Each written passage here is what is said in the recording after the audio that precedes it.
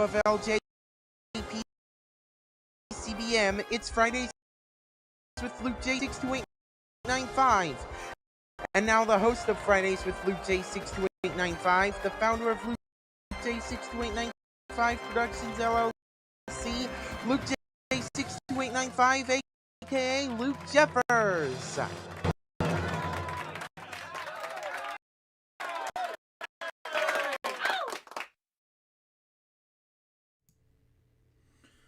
Thank you, DZ Comics Fan 2004. Hello, people. This is Luke Jeffers speaking. Welcome to Fridays LukeJ62895, episode number 343. And join me for this episode's remix poem, ladies and gentlemen.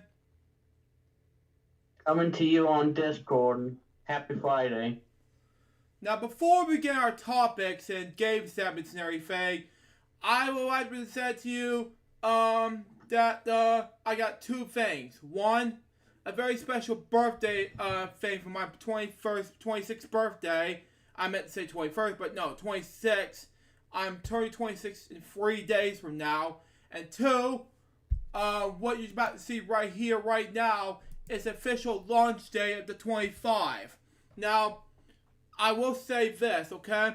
In about 7 more minutes from now, it's going to be happening. So I'm going to react to a big launch day video of the 25. So be on the lookout for that. And once we get done, I'll get my reactions and thoughts about it.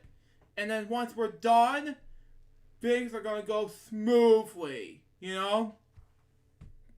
So, and afterwards, I'm going to eat some cupcakes and my thoughts and everything, Once we're done, then everything will go smoothly, you know? And I'll do my topics and so forth. Now, before we begin our topics and everything, Remix, what is your reaction about how the excitement going to come to 25 in the next coming up 6 minutes from now? It's gonna be a big launch for Alex Paris, and this is gonna be extraordinary. And looking forward for the 25. Same here. This is gonna be a big day for Alex Paris. Yep. And fat folks, speaking of the 25 on the Discord server, right now it just says that, let me just check right now, scroll up for me please, hold on, it just says 26 minutes ago at 2:14 p.m., and, let me just say this right now, and the video wasn't up yet, but it will be launching in about nearly 6 minutes from now. So be on the lookout for that. Now before we begin what's been happening for me and the Alex Paris on the launch day video, I'll say this is a big achievement and goals. What's been happening next to what's been happening next. You know what? That's a big achievement right there. I just turned 26 and coming up in 3 days. So we had a blast at work today. After I came back from work, I just had some cupcakes along the way. Speaking of cupcakes, I'm going to have 2 of these right now while I'm taping this episode, along with the launch, in honor of the launch of 25, but also my 26th birthday. So be on the lookout for those. And once we get done, then we'll watch the video in honor of the 25. So be on the lookout for that. So yeah, it's going to be huge. So let me just peel it off. The cupcake, just for you, Alex, and just for myself. Let me just turn on the video while you're at it. And, yeah.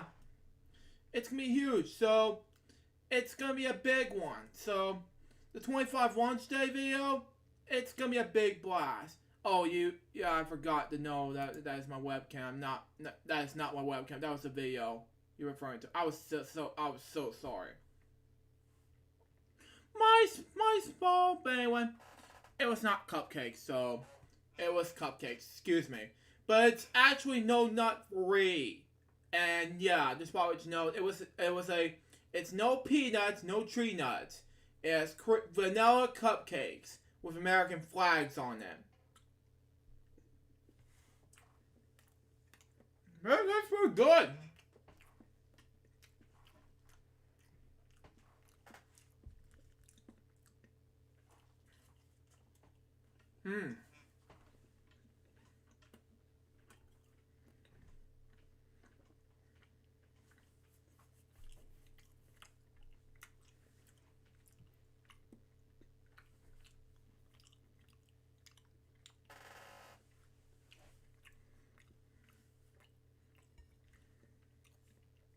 Gonna have one more cupcake and we'll watch the video together. And the video will launch in 3 minutes, so be on the lookout for it. The channel, so yeah.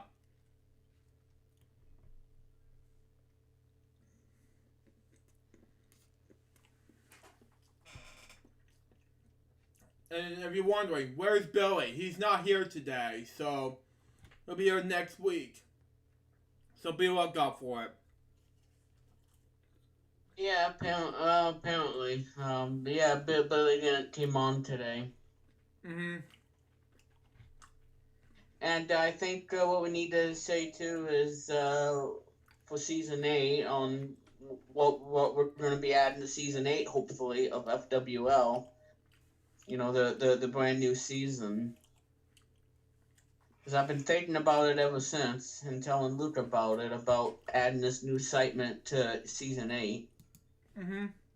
So we'll have to work it out a bit in order to make it official. But when it becomes official, then yeah, it's gonna be the most entertaining season ever, because I'm gonna bring back some familiar voices.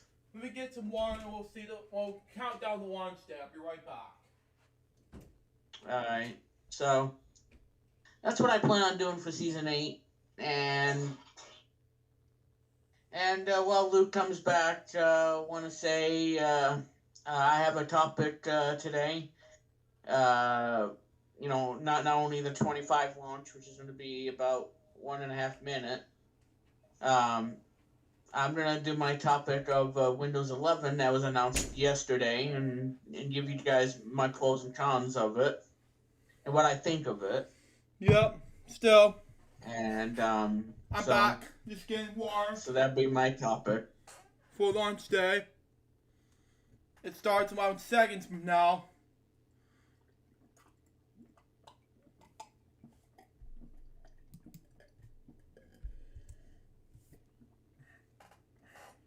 Oh boy.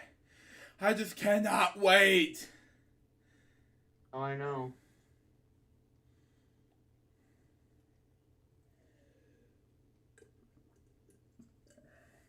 Telling you, it's gonna be huge, everybody. It's gonna be huge, folks. Yep. So yeah, we're counting down in 10 seconds from now, okay? 10, 9, 8, 7, 6, 5, 4, 3, 2, 1. I have to restart the link now and see if the 25 launches now. See if it works. Okay, no, that didn't work. It's launching, but where's the video? Me don't know. Dante says it's here. Okay, Dante says it's here. Okay. Yeah, on Discord. Okay. I don't see the video, but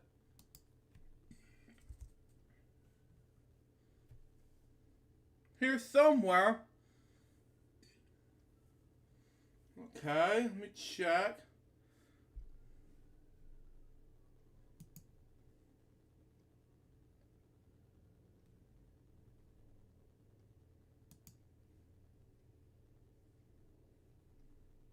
Oh, I see it now. Yes! Finally! Minute 8 seconds.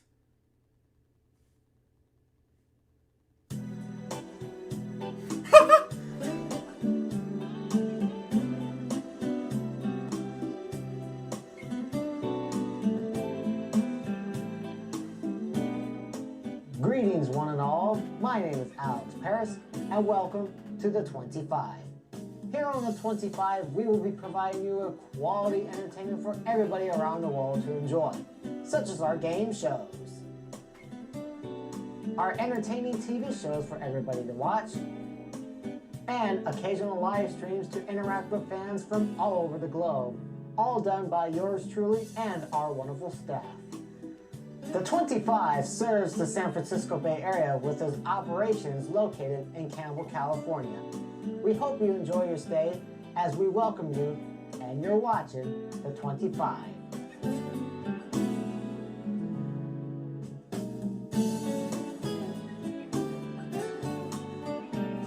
Oh my God!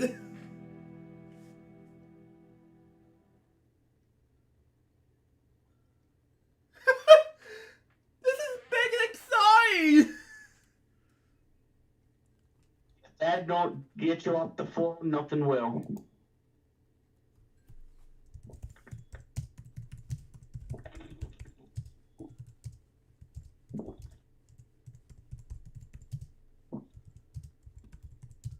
That's amazing. Yeah, it's amazing. Well, congrats, Alex, for launching this extraordinary day Yeah. for everybody of the 25. And of course, you can check that out on Discord, and it's awesome. Yeah, so check it out on Discord and follow the rules and everything, and and it'll be a comfy free zone, and and yeah, I mean, so there you go. So the 25 officially launches, and so that's a celebration for Alex Paris. Yeah, still. I think the one thing you will not see on the 25 is probably him playing the Turbo Tunnel in Battletoads, but hide that, press. Still. But what you will see is, fun entertainment of, game shows and the stuff you're going to see on the 25. Well. So it's going to be a magical place for the new channel. And like I said, subscribe, and that way you don't miss anything of new content that'll going to be coming to the 25. Yeah, exactly. So this is huge, and congrats to Alex Paris for launching the new channel today. And this is a great way, to kick off on a Friday, because it's going to be a busy Friday for everybody, me included. Especially on me on having 2 projects done, Yeah, and of course, We're One Radio Friday edition will be at 5 p.m. Eastern Time, so we're going to be able to around 4:55 or so. And since Billy ain't here, Luke's probably going to end the show, on a short note. But we'll still try to give you entertainment and some topics and stuff, because I do have topics to go over. Oh, and another topic I want to go over is the Sonic Prime Netflix show. I want to give you all an update on that particular show. Not a lot of people are happy about what they saw. But, not a lot of people we'll are happy. get to that momentarily. Yeah. But first, I got 3 dev topics. Somebody joined in the fun. Okay, never mind. Who did that? Okay, never mind. I just want to make sure. That's all. Okay. We got 3. And if all you people want Alex to do the Turbo Tunnel, well, all I gotta say to him is, well, good luck. Oh my God, help me. Because even if he does get past the Turbo Tunnel, wait till we see what level 9 has to offer. Then we're gonna not only talk Turkey, but he's also gonna fill the controller plus the TV screen, and that would be a classic for the 25. To the Magic Kingdom for its 50th anniversary, Yeah. called Disney Enchantment. There's going to be some new LED lighting towards Cinderella Castle all the way towards Main Street, USA, and there's going to be a spectacular fireworks display during the show. And plus, there's going to be a new daytime show at Disney's Animal Kingdom, and plus a new nighttime show at Epcot. There's much more to come for Disney World's 50th anniversary, which kicks off October 1st. But the only thing I have right now as far as the Disney World 50th anniversary is the new nighttime show in the Magic Kingdom. I'll have another topic in the next message. Well, Billy, if you did show up and you didn't have a cookie monster on your doorstep, maybe you could have come on to the show with Luke Jeffers. Oh man! Hold on, I gotta go in the background from that one. Our Independence Day, which our country, the United States of America, declared for independence in 1776, which the United States of America kicks off its 245th birthday next Sunday, which is also the 9-year anniversary since we lost the legendary Andy Griffith. Mm-hmm. You know I'm out on the Andy Griffith show as well as Matlock. Well, there will be a special dead topic dedicated to Andy Griffith and his wonderful career. That's on episode episode 344 next Friday, which I will be around for. And I will be doing that dead topic on Andy Griffith because he's one of my favorite stars on the Andy Griffith show and Matlock. Yeah, and you better make it, Billy. Otherwise, Mr. Bucket's gonna be like, "Hey, we put Mr. Bucket." Yeah, last message. My last topic has to do with Disney parks. If you are fully vaccinated, you do not have to wear a face covering in or out of the rides or anywhere around the parks. The only way you can have your face covering on is if you're going on the Skyliner or the monorail or any of the Disney buses. But other than that, you don't have to wear a face covering in the rides or out of the rides or anywhere around the Disney theme parks. The only way to be having a face covering on you is if you're going on the monorail, the Skyliner, or any of the Disney buses. So that's all my topics for today. Have a great weekend. And from all of us at FWL Luke, we wish you a happy 26th birthday, young man. Keep up the good work. Thanks, Billy. My thoughts exactly, Billy. And like I said, Mr. Bucket, hey, Mr. Bucket, what's funny? Oh God. and it's like, yeah, it's like if I buy Mr. Bucket online and then all of a sudden I'm gonna have nightmares when I'm sleeping and Mr. Bucket's gonna come onto my lap and be like, hey, I'm gonna, like, oh, and yeah, but yeah, Mr. Bucket, come to play with me. But yeah. Yeah. So the whole shenanigans, folks. Again, me and Luke was gonna think about having that as season 8, and do something fun and crazy, just like what we did on the Random Podcast on the 30th of May. Yeah. It was all about the pepperoni pizza eyeball kind of thing. Yes. And that's why it's inspired me to have this on FWL.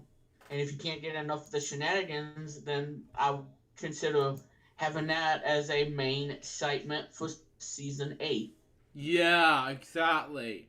Because who knows, maybe there'll be a follow-up to the pepperoni pizza eyeball mystery. That maybe if it wasn't Luke Jeffers that ate the pizza, maybe it was somebody else that did. Somebody else Only did. time is running out. Somebody else did. See the epic conclusion of the pepperoni pizza eyeball story coming soon to FWL season 8. Oh God. I know.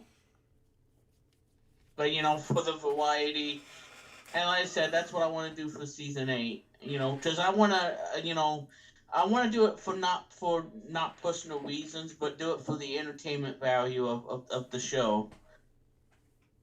Doing the whole shenanigans. That's what everything is about for the episode, for the season. Exactly. Because you know what, that was like the highlight of the Random Podcast. Which I've done those react before on episode 657. Yeah, told a story of it, and Luke I think Luke completely lost it when I told everybody the story about the pepperoni pizza losing its eyeball. Yeah, newsflash. blood didn't come out of the pepperoni, all right? It was just a freaking pepperoni. It's a It's freaking where you put it on the pepperoni! pizza. Yeah, it's just where you put the freaking topping. I mean, come on now. I mean, it's just a whole fictional stories that I like to do. And Yeah. that was just a fictional story from the random podcast that I did. And after the video got removed in about 14 days, it had 28 views when it was going on Twitch, and that was a huge hit, I think, for me. And like I said, if you want to see the entire raw video of it, you can see it on archive.org. Or my YouTube channel. So you can see the wall video, an hour, 56, whatever. You can 5 see minutes, it all yeah. in its entirety on archive.org. Or my I'm sure YouTube Luke channel. I'm sure Luke will give you the link so you guys can see the episode, because the wall video, because it was so much fun. Even though I had a little bit of a problem and whatnot with audio hijack, but we managed to somehow pull it through and entertain you guys and just do random nonsense of the show. Yeah. So by having the shenanigans for season 8, I think that's gonna be it's just put an icing on the cake of the show, because I got things doing for season 8 and I still gotta get back into it. But like I said, season 8 is going to be something magical, and by having a little bit of comedy thrown in, you gotta be entertained, and you gotta, because like I said, we're gonna have familiar voices coming back in season 8. Yeah. Because maybe one day we're gonna have Bonnie the dinosaur tripping over Billy, and then we go, and then we sing, we all fall down to Billy. Exactly. Like, we all fall down. But yeah. Bridget's falling down. And if you can't get enough of John Madden, he'll be on season 8 as well. And all the fault jokes, and just to supercharge your Friday. We don't want to make your Friday boring. We want to make it supercharged for you guys. Get entertained. Do what you guys got to do. And all this nonsense and all the good stuff. So, but again, my topics again, Windows 11, pros and cons, and we got Sonic Prime cartoon news. But before we get all of that, and by the way, thank you so much for the 5th anniversary of Cartoon Explosion. You guys are awesome. I know I should have said more on the last episode, but I can't thank you enough for the 5 years of Cartoon Explosion. It means a lot to me, and it means a lot to you, Luke, and for cartoon fans. Because we did this, we did this for you, and we did this because we truly believe that cartoons should have a place in our society of what we grew up with. Of the cartoon game, and discover new cartoons that you haven't even known about. Like one example, Street Sharks, which was in 94. 94, yeah. And you got other shows too that you probably may or may not remember, like Tiny Toon Adventures, or even Tasmania, the TV show from the 90s. That one is something. And then you got other shows too, that made no sense, like Freakazoid or Earthworm Jim or The Tick. Some of these cartoons that you may remember watching. Eat the Extravaganza or Bobby's World. That was Howie Mandel. He was in that show. Before Deal or No Deal, he was in Bobby's World. Wow. Yeah. And how do I? Oh, and Life with Louie with the guy that says good answer, him. Yeah. Like, good answer. I'm like, oh God, he just says it out of nowhere and says good answer. It's like, oh Jesus. But yeah. So with that being said, Luke, I think you have topic. I think you have the Wikipedia for everybody. So go ahead and let's start off with the topics For my end, yeah. the passing of three people who passed away recently. So, Luke, go ahead and get to the topic now. First of all, I got 3 death topics, but also the 3 other topics to talk about, and one other special topic that I needed to talk about after this. So, let's talk about it now. Jackie Lane. Oh, God help me. Anyway, Jackie Lane was an English actress known for her role as Dudu Complete, a companion of the Doctor in the BBC science fiction television series Doctor Who. She played the part from February to July of 1966 alongside William Hartnell as the Doctor. Life and career. Prior to joining Doctor Who, Lane has made applications appearance in BBC television and radio productions, including Anne Neagle, some radio production of Wonderful Things in 1958, and Charlie Drake in the TV production in Grandad was a wrestler in 1959, and as a panelist in Jukebox Jury in 1961, and for the role of Rosemary Gray in the BBC soap opera Compact in 1963. After leaving Doctor Who, Lane became a fragrance agent, replacing Tom Baker, who had played the 4th Doctor, and Janet Fielding, who would like to play comparison, taking Joe Vanka, how I pronounce it, and managed Nicholas Courtney, the agency who she managed with Jackie Lane ad voice. In 2013, the BBC made a docudrama called An Adventure in Space and Time, telling the story of his creation in the early days of Doctor Who as part of the programming's 50th anniversary celebrations. Okay? Lane's appeared as a character in the drama, played by actress Sophie Holt. Lane made a rare television appearance in 2015, passing along the side anniversary greetings to Doctor Who, the after party, to celebrate 50 years of Doctor Who. She died on June 23rd, 2021. She was 79 years old, just under 3 weeks short of her 80th birthday. Next death topic has to do with Joanne Linville.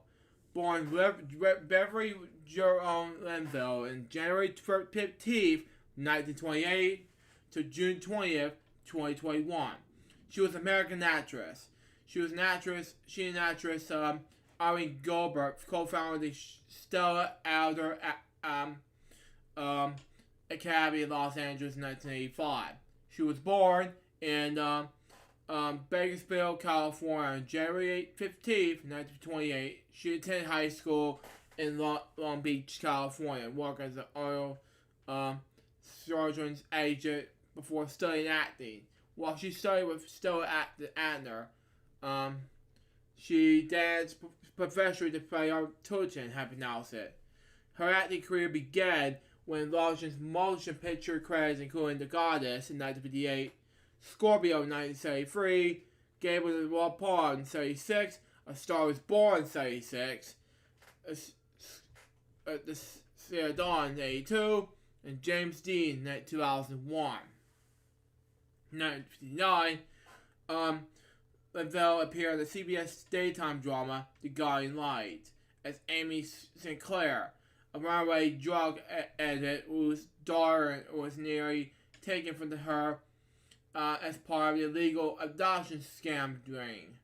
Linville starred in 2 television presentations of One Step Beyond as Aunt Mina in the episode The Dead Part of the House in 1959, and as Carrie Wadsworth in the episode called A Moment of Hate in 1960. In 1961, she starred in the Twilight Zone episode called The Passerby. In 1968, she guest starred as a Robsarian commentator in the Star Trek episode The Enterprise Isn't It. The other television appearances include Decoy, Alfred Hitchcock Presents, Have Gone Will Travel, Conan of 9, Checkmate, Adventures in Paradise, Empire, Gunsmoke, 3 episodes.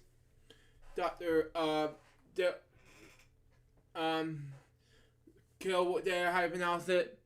And Casey, Walt 66, The 11th Hour, I Spy, Bonzilla, Bonanza, how you pronounce it. Fucking. I'm sorry, I cannot say cuss words, but anyway. I can't pronounce it, sorry. The FBI, 2 episodes. The Aviators, 2 episodes. Fallen Squad, Hawaii 5-0, 3 episodes. The Kojak, Columbia, Candidates for Crime. The Streets of San Francisco, 2 episodes. I can't pronounce that word, sorry. Barmany Jones, Switch, Charlie's Angels, Chips, Miss Carmelo, Dynasty, and LA Law. She made made for TV movies such as House of Green Apple Road and the television series Dead August in 1970, Secrets in 1977, the Craigslist List in 1978, The Users in 1978, and Right of the People in 1986. Manville played the mother of the Janice character in Right Behind the Screen. Manville and George Graceland starred in I Kiss You Shall, the final episode of the television series Bus Stop. Manville portrayed Verena in the Broadway production Daughter of Silence in 1961. Writing and teaching. Manville was the author of the illustrated biographical book published in 2011 by Cameron, the company titled Joanne's Linville, 7 Steps to the Acting Craft. She was also taught the course of The Power of Language of the Stellar Actor Academy of Acting and Theater in Los Angeles. Personal life. She was married to actor and director, goes by the name of Mark Wedo from 1962 until the divorce in 1973. Manville played gossip columnist Head Hopper in the television movie James Dean in 2001. And Wedo directed the film as also played by Jack L. Warner. Linville has 2 children with Wedo, Amy and Christopher, both actors. She died on June 20th, 2021. She was 93 years old.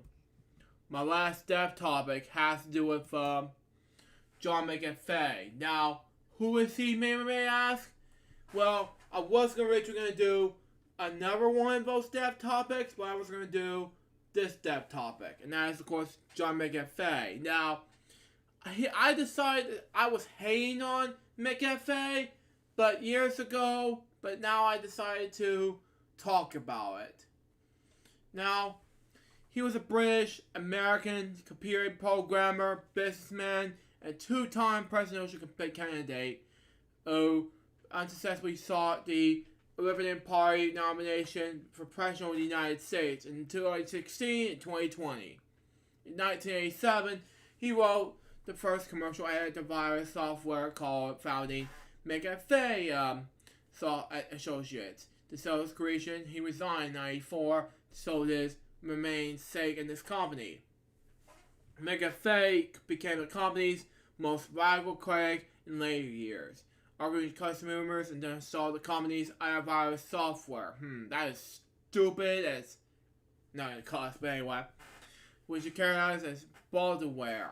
He adults the company's continue to use his name and branding, a practice that was personalized in spite of short-lived corporate rebrand attempt under Intel ownership. McAfee's wealth peaked in 2007 at $100 million. Wow. Before his fortunes plumped in the financial crisis of 2007-2008. After leaving McAfee Associates, he founded the company Treble Voice, makers of the Powwow Chat program, Treble Quorum X, and the future TED Central program, among others. He was involved in leadership positions in companies such as Every Key, MGT, Capital Investments, and LuxCore, among others. His personal business interests include smartphone apps, cryptocurrency, yoga, recreational drug use. He resided a number of years in Belize and returned to the United States in 2013 when he wanted to release for question and suppress for murder. Jeez. On October 2020, McAfee was arrested in Spain over U.S. tax and national charges. U.S. federal prosecutors brought criminal and civil charges against allegations that McAfee had failed to pay incomes taxes over the 4-year period. On June 23rd, 2021, he was found dead due to suicide by hanging in the prison cell near Barcelona. Shortly after the extradition, the U.S. was authorized by a Spanish court. Now, he was born in Silverfield in the Forest of Dean, United Kingdom. He was born on September 18th, 1945 in the U.S. Army base of the 596 Ordnance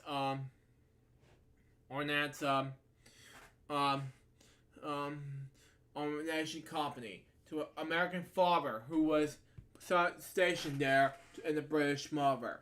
He was Britishly raised in Southern Virginia, United States. He said he felt as British as American. When he was 15, his father, who was a BBC columnist, described as an honest alcoholic, killed himself with a gun. Oh, jeez. Anyway, McAfee received a bachelor's degree in mathematics in 1947 from Rockland College in Virginia, which typically awarded him an honorary Doctor of Science degree in 2008. After receiving his bachelor's degree, McAfee began working towards a doctorate in mathematics at Northeast Virginia State, Virginia, but was expelled. Oh, jeez. In about 1968, because of a relationship with our undergraduate student, become his first wife. Oh, man. But anyway, NASA, Eurovac, Eurox, SEC, CSC, excuse me, Booz Allen, and Lockheed's where ventures began. McAfee was employed as a programmer by NASA's United Space Studies in New York City from 1968 to 1970, working the Apollo program. Wow. From there, he was at Eurovac as a software designer and later the Eurox as an operating system archivist. In 1978, he was joined Computer Science Corporation as a software consultant. He worked for consultant Booz Allen Hamilton from 1980 to 1982. In the 80s, while employed by Lockheed, he received a copy of Brian, the first computer virus with the PC, and began developing software to combat virus. McAfee Associates began in 1987, when McAfee founded McAfee Associates Incorporated, which sold his program, the first antivirus software to market. The company was incorporated in Delaware in 1992, and was an eventual programming offering the same year. In 1993 of August, John McAfee stepped down as chief executive, but remained the company as the chief technical officer, but he received by Bill Larson. In 1994, he sold the remaining stake of the company. He has no merger involvement in the operations.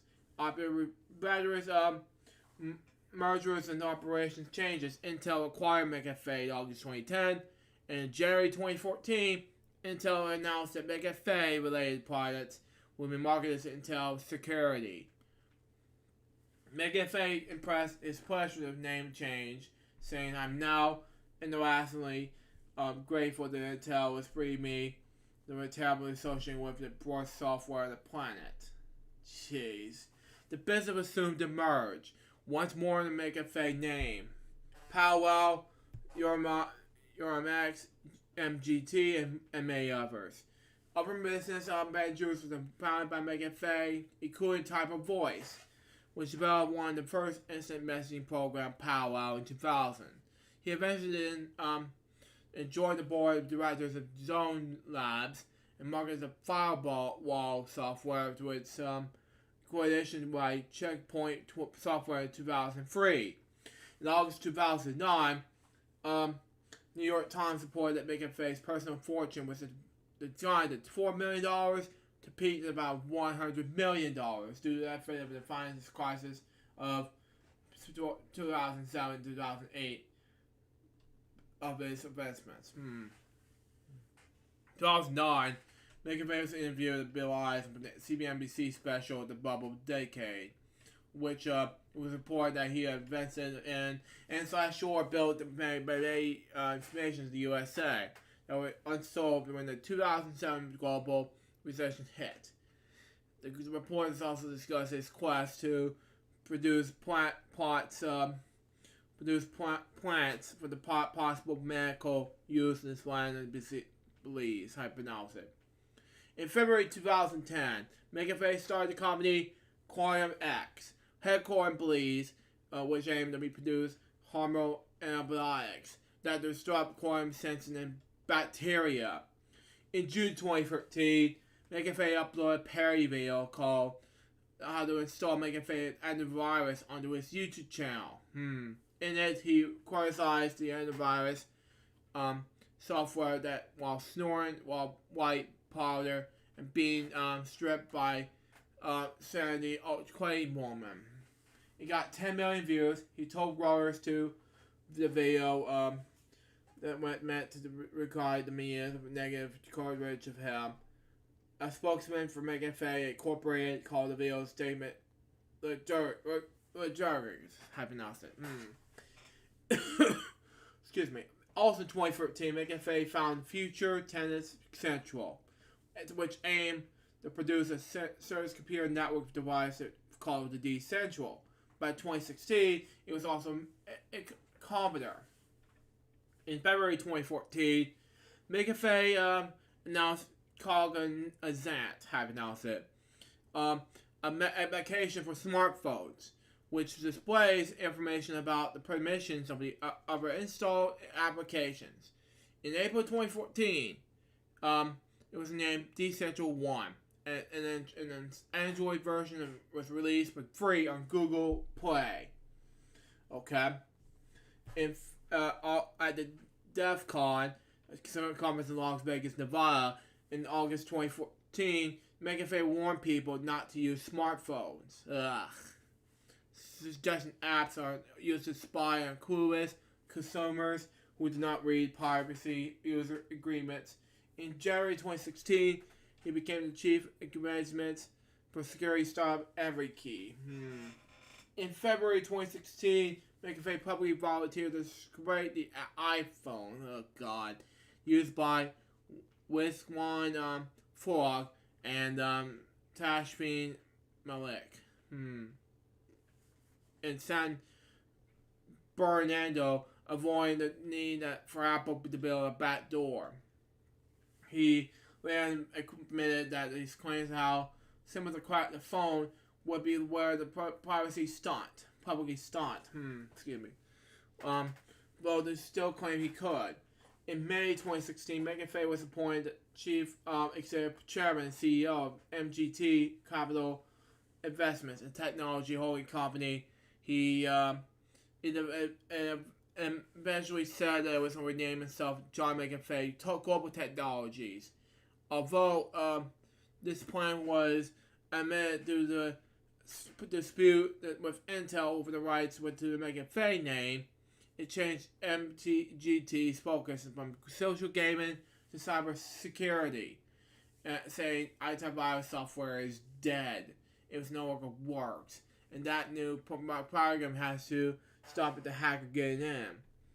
And I agree with that, McAfee. Yeah, before he or she can do damage. Yeah. So after the MGT, McAfee said he and his team had spotted a flaw in the Android operating system that allowed him to read acquired some messages from WhatsApp. Gizmodo explains his claim. A report that he had sent reporters malware infected phones to make his hack work. He replied, of course the phones has malware on them. How the malware got there in the story, which were released after the speaking with Google. It involves a serious flaw in the Android architecture. McAfee moved MGT into the mine and the Bitcoin on another charities.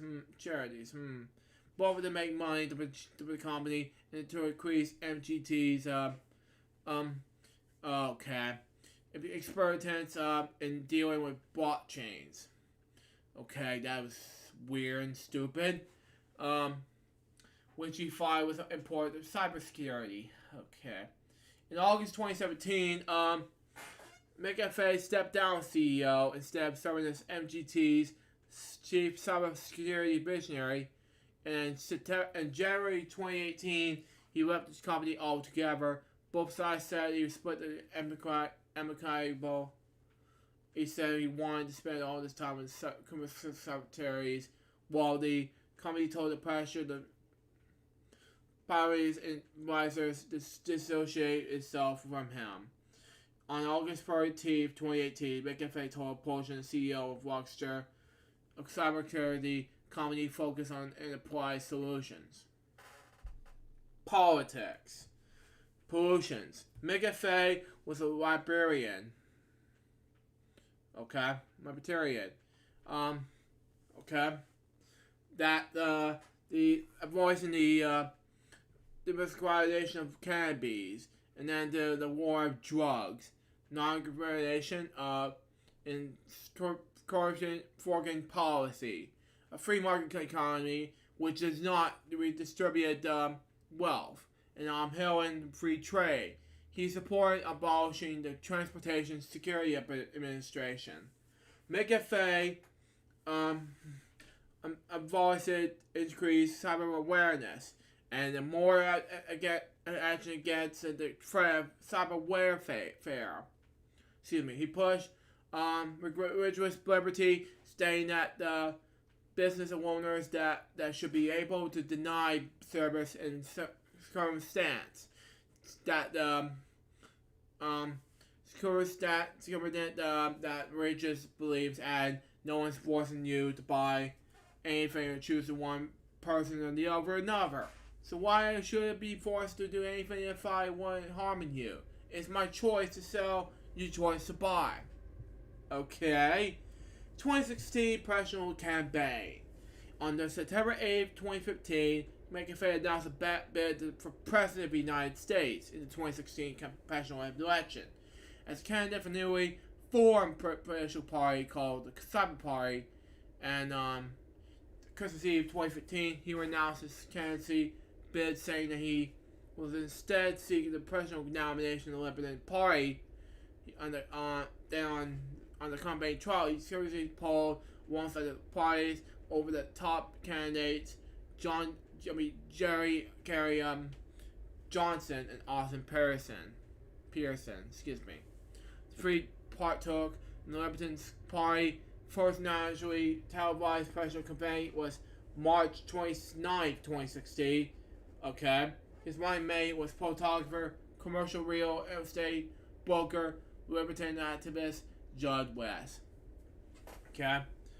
McAfee came second in the primaries and the third in the 2016 Libertarian National Conventions.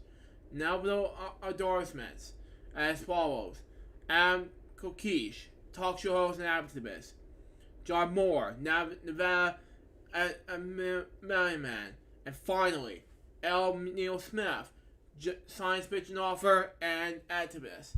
Now for the 2020 presidential campaign. Congratulating this version of the 2016 convention, McAfee tweeted on June 3rd, 2018 that he would not run for president again in 2020, either with the Libertarian Party or the party treats. He later chooses Libertarian. He married campaigning for wire capacity use. On January 22nd, 2019, when McAfee tweeted that he would continue to his campaign X-Ray have announced it. Following reports that he and his wife, his four campaign staff,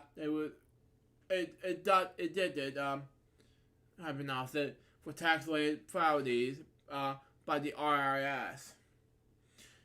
He said he was in the international waters, and he has previously tweeted that he was going to Venezuela. Okay, the IRS has not commented on the alleged indictments. On June 29th of 2020, he tweeted that his campaign headquarters has been relocated to Havana, Cuba. Around the same time, he defended of June 20th, 2019. Excuse me. He defended communist remedy to go down on Twitter, put himself at odds with Libyan National Committee Chairman Nicholas Starwark, who wrote, I hear very little buzz about making fake this time around, making a defense of Guevara have announced it from Cuba.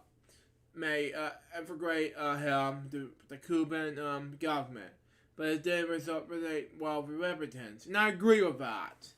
In the tweet from March 4th, 2020, McAfee seriously suspended his 2020 presidential campaign,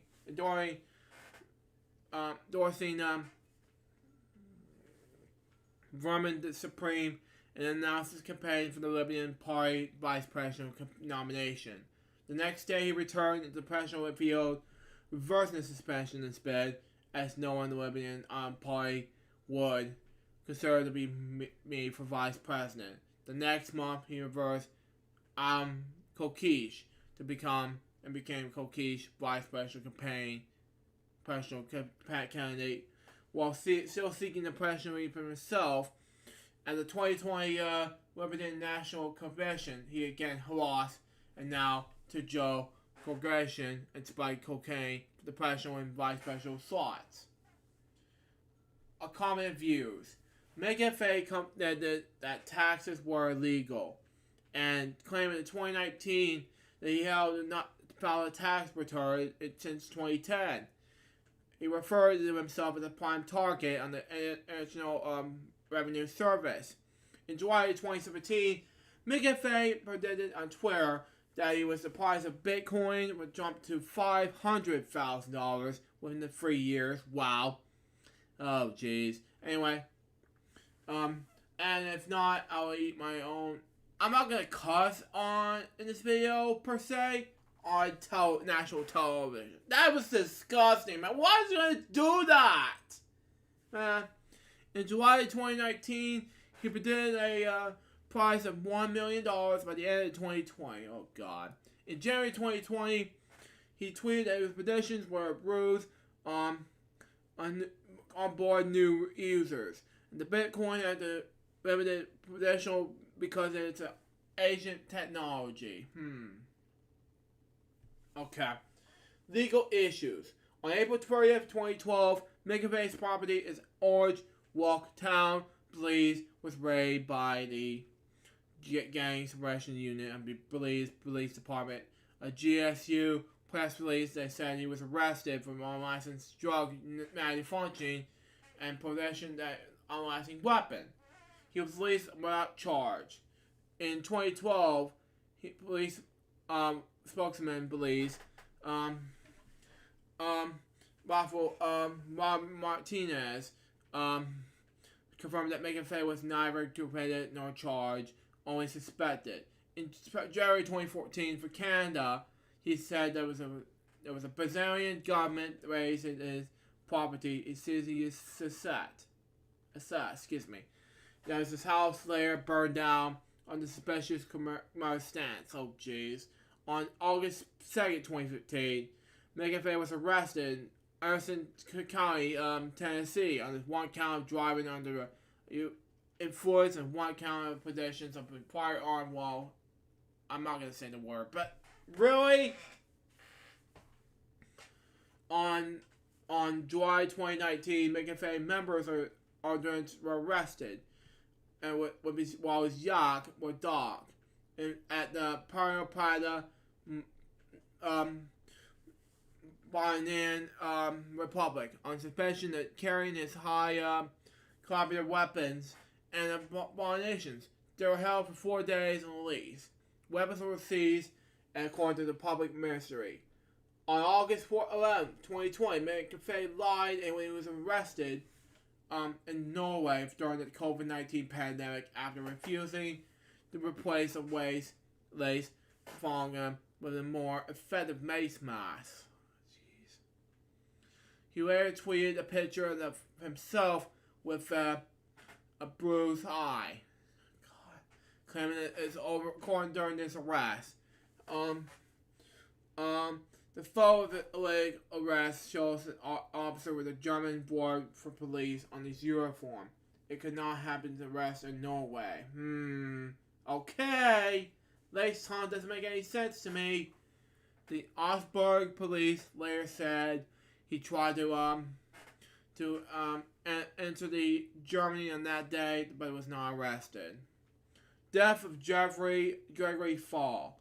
On November 12, 2012, Belize police began to search for McAfee as a person with internet interest in connection to the homicide invention of American pirate race Georgie Van Fall, who was found dead in a gunshot wound the day before. At his home on the online island of Burgess Cay, the largest island of Belize. Fall was a neighbor of McAfee's. In a close-read interview with Weird, McAfee said he was been afraid police would kill him and refused their routine questions of invading him. Belize Prime Minister D. Barrow was call him extremely paranoid and even bonkers. And flee Belize rather than cooperate. In December, the magazine Vice actually gave away McAfee's location at Galesman Resort.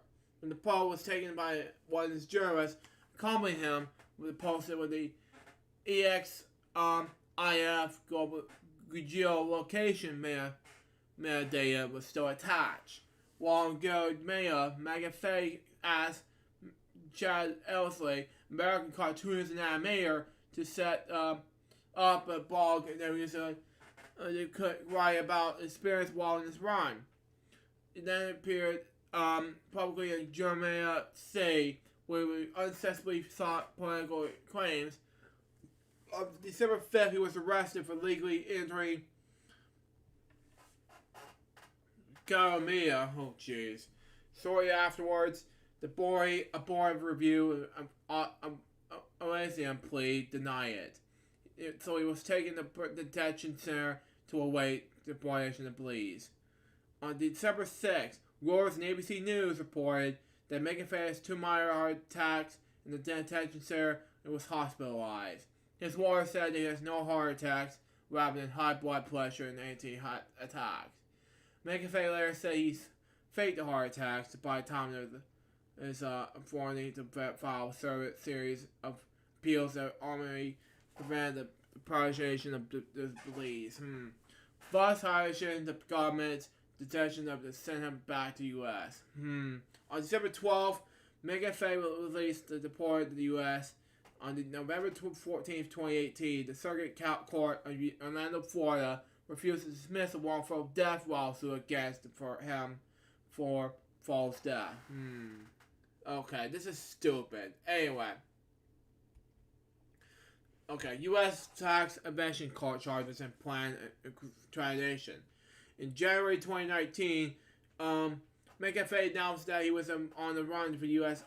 authorities, living internationally in the boat, following the covenant in the grand jury to indict him, his wife, his 4 of his 2020 Liberation Party presidential primaries staff on the tax evasion charges. At the end of International Revenue Service has not eventually confirmed that instance of a such indictment. Then on on October 5th, 2020, McAfee was arrested in Spain at the request of the United States Department of Justice for tax evasion. The judgment was unsealed upon his arrest. Oh God! Is are millions of dollars from 2014 to 2018 failed to file income tax returns. On October 6th, U.S. Securities and Exchange Commission (CSC) have announced it following complaint of former election McAfee and his bodyguard promotional certain initial coin offerings, ICO for short, in the fraudulent compulsory pump and dump. Okay, it claimed he presented himself as an impartial investor when he pumped the ICOs, despite eventually getting paid $23 million in digital assets in return.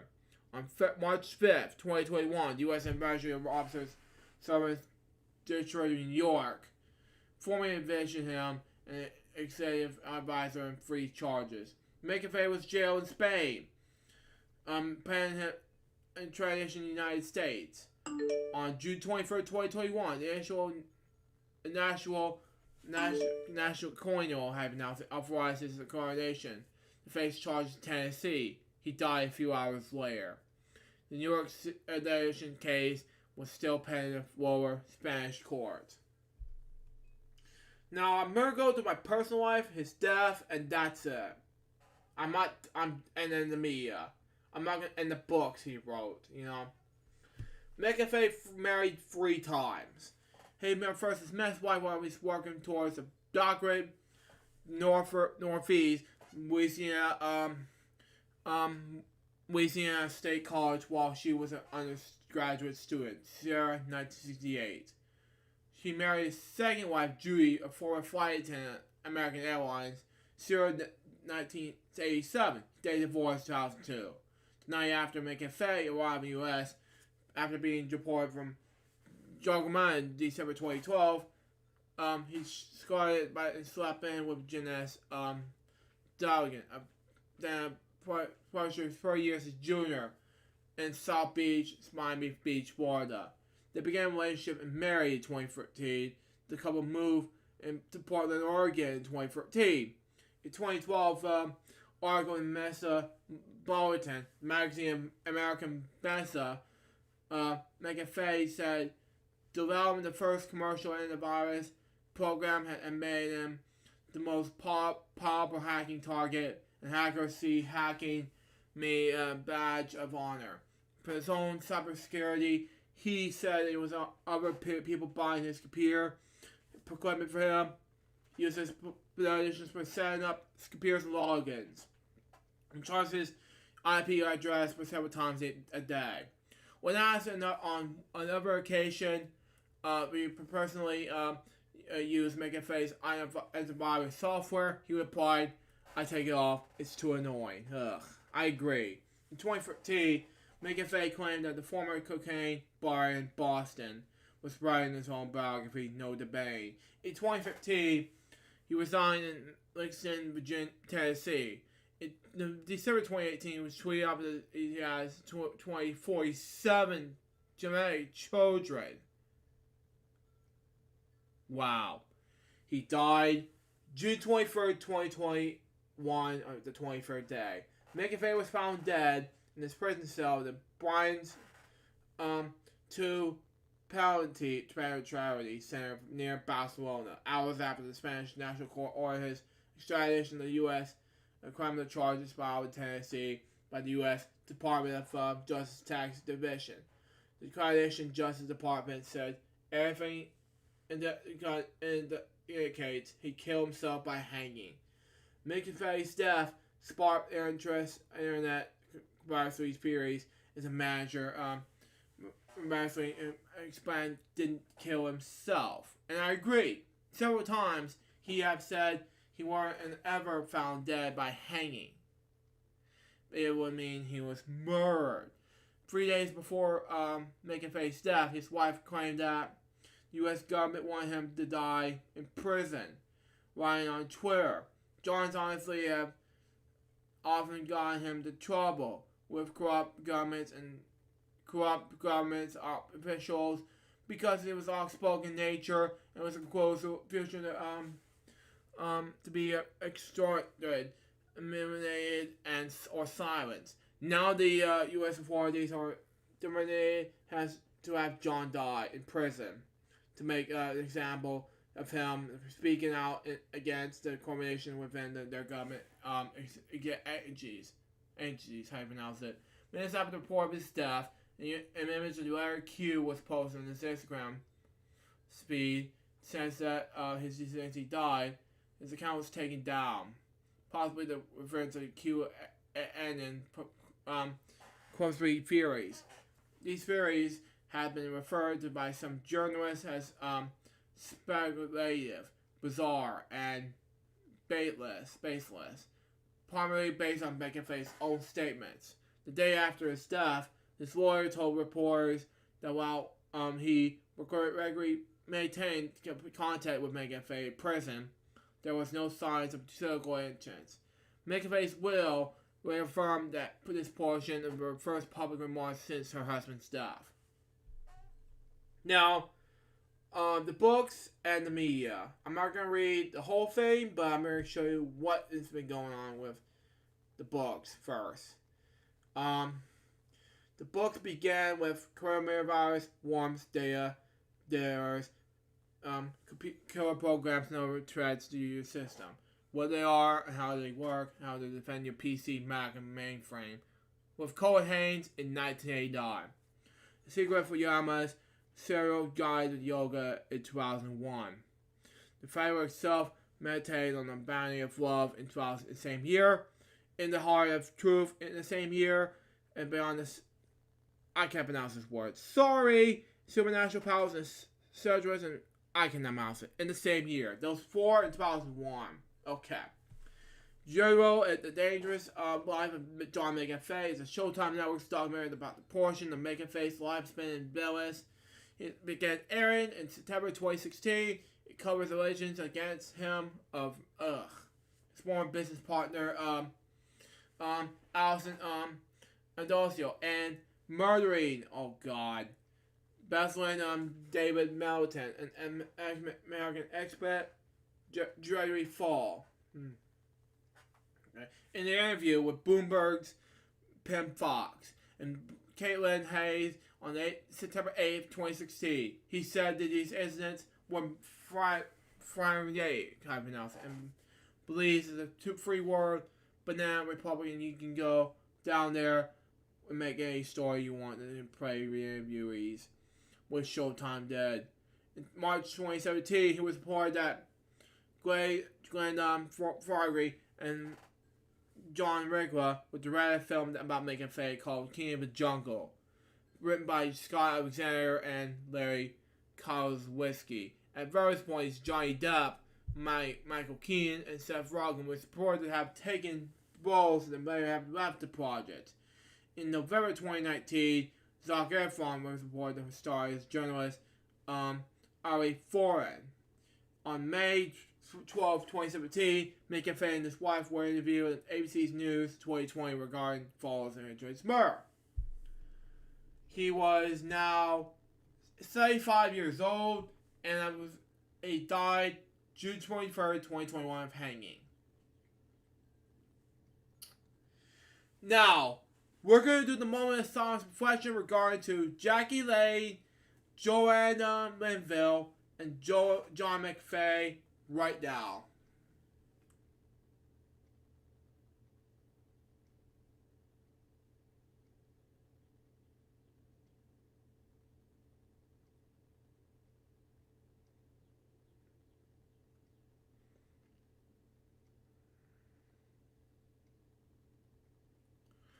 Thank you. Now, I want to say rest in peace to these two, but for John McAfee, he was been bad at this point. But the thing is, I felt worried, it just makes me want to makes me want to puke with these murderers, What are your thoughts on this last death report, Remix?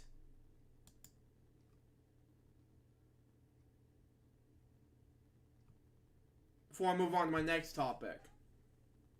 I'm sorry, I had to unmute the mic. You're fine. Well, yeah, because the phone was off and I had to, get to you so I can unmute it. So You're fine. that's why there's a slight delay. You're fine. Go ahead. But yeah, to answer your question, yeah, I mean, tragic, but they lived a great life, and that's pretty much it on that. Thank you. And without a doubt. Yeah, related to politics and everything. Yeah, I just read about that. It just saddens me, what I just read. But yeah. But anyway, my next topic has to do with Harrison Ford. Now, it was one of my dad's favorite actors ever. Now, he was injured right now while shooting an Indiana Jones 5 fight scene. Now, a fight scene rehearsal has been left Harrison Ford at 78 with an injury. While on the set of Indiana Jones 5, Ford reportedly hurt his shoulder according to Deadline. The extent of the injury is not yet known, but the shooting has been reportedly set to continue coordinated around Ford's recovery. The details of his treatment are also not yet known. Okay, it was of course of rehearsing for the fight scene. Harrison Ford subsequent to an injury involving his shoulder. Disney confirmed that the Deadline in the statement that the production will continue while the appropriate course with the treatment is involved, and the filming schedule will be further as needed in the coming weeks.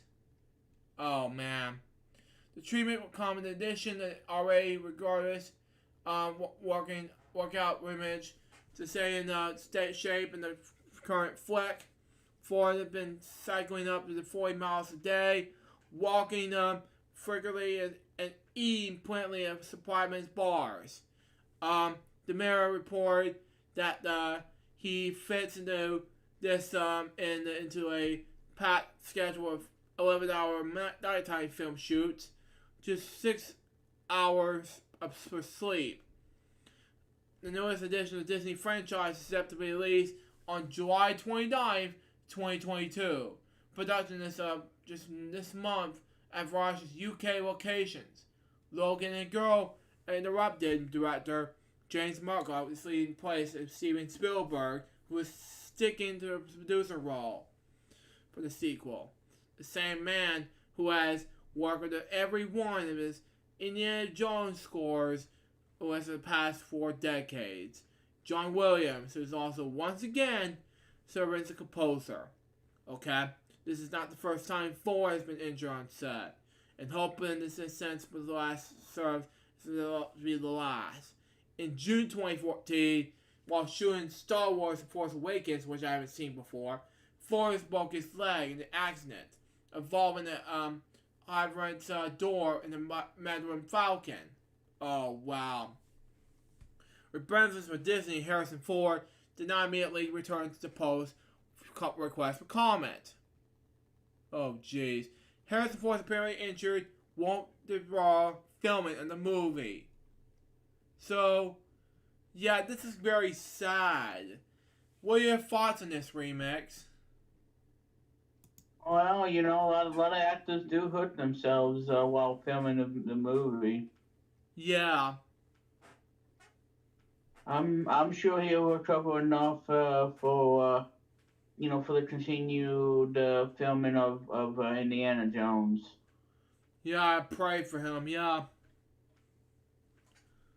Now, what's also gonna be sad about is, well, ever since the originals, Sean Connery was part of it too. Yeah. And unfortunately, well, Uh, he's not going to be in the new one because he passed away, Yeah. and so that's probably going to be the first time in the movie to not have him in the movie because he was in the other movies. 1, 2, 3, and 4. Yeah. Yeah. Still. But I mean, people need to be careful. Exactly. Not to hurt themselves. Yep. Still. My next topic. Go ahead, Remix. Well, I'm just saying. Okay. I don't know what the cats are doing out there. Okay. My next topic has to do with Strawberry Moon. Now, Yeah. how to watch the last supermoon of 2021 this week. Now, it's confirmed that the summer is only just the beginning of earnest. Which means the day of about to go even higher in the northern hemisphere. This makes going out in the night even more exciting, okay? Especially those who are on the mission to gaze at the sky after the sun sets. It's not just the stars that you are going to check out in the coming days. As the last supermoon of 2021 is nearly upon us.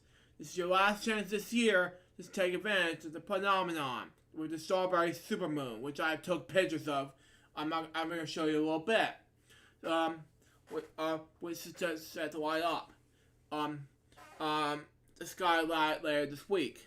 The full strawberry moon rises on Thursday, June 24th.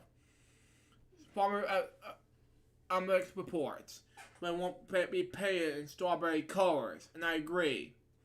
You'll have to look southeast on Thursday evening, which I have been sleeping that night, to catch a full moon rising over the horizon.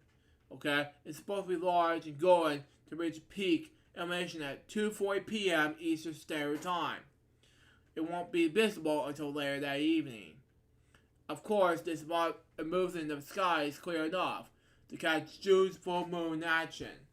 The log explains that it defines a full moon as a supermoon that less than 224 miles, 360,000 kilometers away from the Earth, with June's strawberry supermoon being just outside the cut at 224,662 miles, 361,558 kilometers out.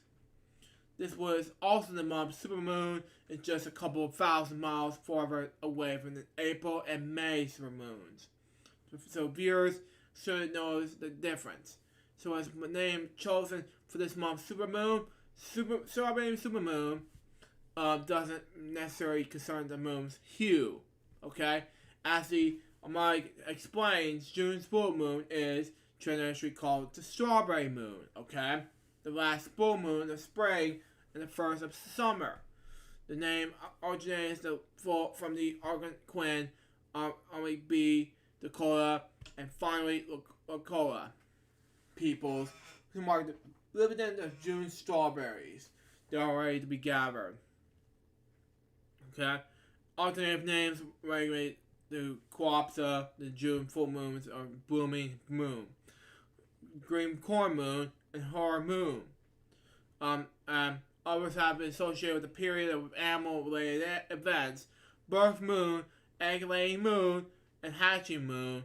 Over in Europe, the June full moon has been associated with marriages, and it was referred to as honeymoon and mad moon.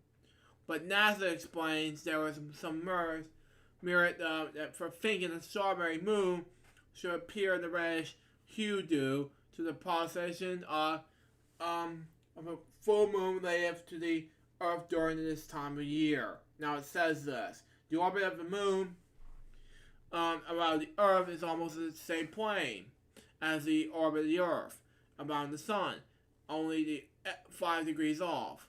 On the summer scale, having announced it, the sun appears highest in the sky of the year. Full moons are opposite for the sun. So the full moon near the summer sky will be low in the sky, particularly for Europe's higher latitudes. When the full moon is low, it shines for the more atmosphere, making it more likely to have a reddish color for those same reasons that sunrise and sunsets are red. And I agree. While June 24th is the best day for enjoy the strawberry moon, which I took pictures of, by the way, which I'll talk about that a little bit. Like I said, the full moon will rise until the 26th of June. The automatic as the moonrise and moonset calculator to help you demonstrate the best time to catch a strawberry moon in your region. Separately, NASA has more sky watching highlights for this week's beyond the strawberry supermoon. And here's a picture of it now. Now, the strawberry moon looks like this, okay? I want to show you it now, but here's the thing about strawberry moon, okay? It's very, very edgy, okay? It has some clouds that make me look like this, but the best part is, it is very, very awesome right there. So what are your thoughts on the Strawberry Supermoon remix? Yes. Beautiful, and you know what? I thought you were gonna. I was gonna probably mention about a strawberry milkshake, but probably not. Has nothing to do with what you saw last night. But yeah, strawberry milkshake. I'll buy that for $1. But no, really. Yeah, this is the last one of this year. So if you saw it, awesome. If not, well, sorry to say that you missed out on it. Yep. Pretty much that, folks. And the last topic has to do with a dying wish. Now, it's called Temporary Ill. James Bond fans hope to preview No Time to Die before he goes viral. Now, it's a 2-minute read, and I'm going to talk about it now. A James Bond fan was just weeks to live and hoping to preview Seven's latest caper, No Time to Die, before he passes. James Miller, a 57-year-old Bond fanatic, lives in Bond's cottage surrounded by film merchandise and even a 7-theme door mat in the front door. Okay? His daughter Rami has posted a short video on Twitter showcasing some of the Miller's collection and asking whether anyone can help him see a preview of a long-delayed film, which features Daniel Craig in the title role. My dad's a long James Bond fan, but he's given the weeks to live at the age of 57. He won't make it until the No Time to Die release date, she wrote on Twitter. Can anyone help? I made a video for more detail. This is a James Bond car seen here. I'm not going to play the video because of copyright. That's a big no-no, but that's just me. It's Remy Miller, by the way. And it's his dad. It was a long-time James Bond fan. And it's a solid Twitter seen here. And it's coming from June 21st, 2021 at 1:09 p.m. 4,000 people love it. And 314 tweets go viral. The tweets are so far racked up to 1,000 likes and retweets. Now it's 4,000 likes. Okay? And retweets, okay? Okay. When you hit the terminal diagnosis and they're given weeks to live, like life and what happened beyond it for both the one living, leaving and those staying, all you can think about, Remy tells Barry, with a diagnosis that my father's cancer, the good joys of life have been taken away. Taste, smells, movement, comfort, freedom, possibility simultaneously, what I would want to give my dad is a couple of hours with Spice. How to pronounce this word, where he can suspend morality and lose himself in the franchise he was passionately loved and fall and immerse himself in all his 5 decades. No Time to Die was originally slated to come out in April 2020, but was delayed multiple times due to the coronavirus pandemic. Now scheduled for theatrical release on October 8th. Various contacted No Time to Die producers, Eon Productions, and the film international distributor Universal Pictures comment on the Miller's family request. Very contributed to this report. Now, Remix, what do you think? What are your thoughts on this? Of what? This viral report. Oh. This is the one I just said.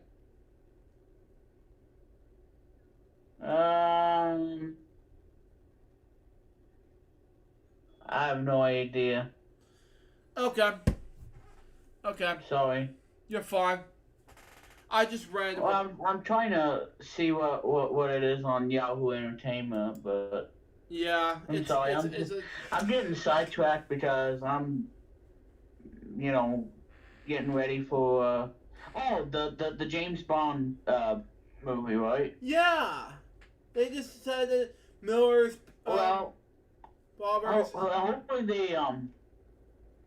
hopefully they don't keep delaying it. I mean, because like I said, MGM got bought by Amazon, or Amazon bought MGM, so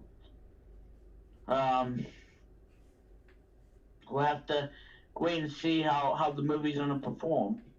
Yes. Because it's a do or die situation for MGM, who makes James Bond movies. Mm-hmm. So we'll just have to wait and see on that. Okay. Now, I want to finish off my topics with 2 more. I know I said that my the 25 has launched earlier in the episode, and I said that happy 25 launch day, and it's a big moment for me and the 25 people out there. And for now, well, and for Alex too. And yeah, and for Alex as well. And for now, I just feel like I feel like it's the best moment right there. It's for my friends, Alex, Paris, and everything, and just huge enough, So yeah, I just feel like it, So my final post topic has to do with my 26th birthday on June 28th. Now, which is about 3 days. Now, what I say about my 26th birthday? Well, probably because I have a birthday coming up on June 28th, and I still have 3 more days left till I turn 26. And I'm still looking forward to the big day, and yeah, it's probably huge, and I'm looking forward towards that, and yeah. So yeah, I have 20 more cupcakes left. I have 28 of them left, and like I said, I have huge updates regarding this for the 20. Not only for the launch of 20, which has already been an hour ago, but it's been a huge announcement regarding to what's been going on next to LHBM Reacts. That's just me. But anyway, the repetition of Welcome to 25 KBR TV will happen soon. Sometime around tonight, so be on the lookout for that. But anyway, that's all my topics for today. Now let's go on to Remix. And as I said, thank you again. Like I said, not only your birthday is on a Monday, but that's also where One Radio is going to do a show on a Monday. Oh, another thing, Remix? Yeah. We have 2-part live stream to do that day, which is going to be a huge thing for me on with the 26th and 27th, which is a big live stream coming up on Twitch. Yeah. Yeah. If you're up to it. If you're up to it. But yeah, I mean, I as well. Well, the thing I can't do on stream is I can't really do Wear One Radio on stream because That's a no-no. Yeah, because the show is is something that we can't do on stream because because it's not really allowed because it's in the policy. I agree. 100%. And so that's obviously not the way to do it. It's not a smart idea to do it. Not a smart idea. And I agree. Yeah. Oh, God. I wish I could stop yawning, though. Yeah. I wish I could stop yawning, man. Let's go, man. I know. It's just the past 2 nights, I just fell asleep and then I wake up and it's just, I don't know, I'm just it's just one of those days where I'm going to end up falling asleep and then I wake up in the morning and then all of a sudden, try to go back to sleep and whatnot. And that's what I'm dealing with. Yeah, that's what you're dealing with. Yeah. Well. So. Anyway, so on to my topic. I think I'll save the Windows 11 for last because Windows 11 was announced yesterday. Mm-hmm. And I knew it was announced. Although many people now know what Windows 11 looks like now, so what's really the point of of using it, for the leaked Windows 11 that people somehow got a hold of, and then they downloaded it, and then all of a sudden they're like, you better not have Windows 11 on your thing, and so that's why Microsoft's not very happy about that. I mean, and whoever leaked it, I think they're gonna lose their job because of it. So. Anyway, so this one I'm gonna give you all today, and this is from the source of SonicStadium.org, and it's about Sonic Prime. So. And by the way, if you guys didn't know, Sonic had his 30th birthday on June 23rd. So for all of us of the show, we want to say happy 30th birthday to the Blue Blur, to the icon that's still around today and loved by millions of fans, the character, and seeing him in person. He is just one of these coolest characters ever created in a video game. Still. I mean, because Mario's 35, but, Sonic, I mean, he's a speed with attitude, and he has the web shoes that everybody loves, and just overall, Sonic is that one character that you really want to dress up, for Halloween or for cosplay. Sonic is just an icon when it comes to it, and he's the coolest character ever. So I wanted to say happy 30th to Sonic the Hedgehog. Amazing icon character. He is an icon. He's a legend. He needs to be in the Hall of Fame. Yeah. What more do I need to say about the iconic character? Still. But anyway. Now let me find it here. If I can, because my eye is burning like you know what. Yeah. And when your eyes burn like that, it just it gets tough about trying to do this on getting the topic and all. Still. Oh, really? Sonic Mania's on PS5? Like, really? Well, gee. I wonder. Actually, I gotta find it, because I don't see it anywhere on Yeah. Sonic Stadium. Still. So bear with me as I'm trying to find it. Still. And it's 4:26, so I gotta chop because I got a radio show to do at 5. Hopefully I don't Doing fall good, asleep when I'm Josh. doing You? it. Yeah. Because if I do fall asleep, it's gonna be embarrassment to the show, and embarrassment for me. Yeah, it's just gonna be embarrassment. Yeah, it is. So anyway, I got the news thing here. So, Sonic Prime concept up from Netflix show leaked. So there's a leak to Sonic Prime already. Mm-hmm. Yeah. Some concept art of Sonic Prime have seemingly leaked online. The offering fans a first look of Netflix's Sonic the Hedgehog series. A Reddit user shared a link to Patrick Horn ArtStation post where the artwork for the show was apparently glimpsed before allegedly being removed. So, being removed, huh? Wow. For painting and cleaning up the layouts and color of the concept pieces of the Netflix show. And yeah, so apparently I got taken down.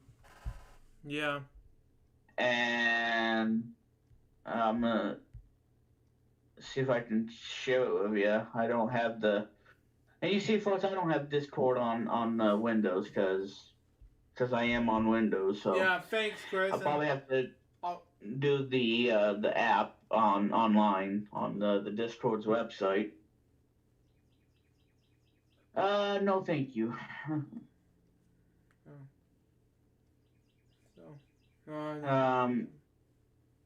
Okay, so they made video call improvements on Discord. Yeah. We reduced CPU usage by more than 50%. Good. Yeah. Still. Grab up to 25 friends. Holy crap. Huh. Well, thank you, Discord. That's a nice improvement. I mean, that's gonna make everybody happy. I mean, me included. No pun intended. So. But anyway, back on topic. I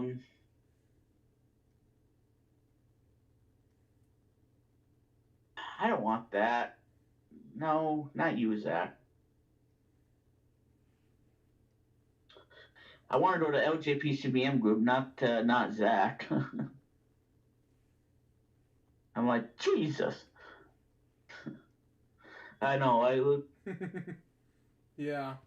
So. Anyway, so those are the photos,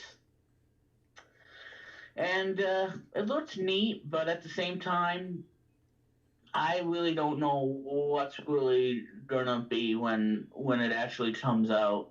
It just does not look. I don't know.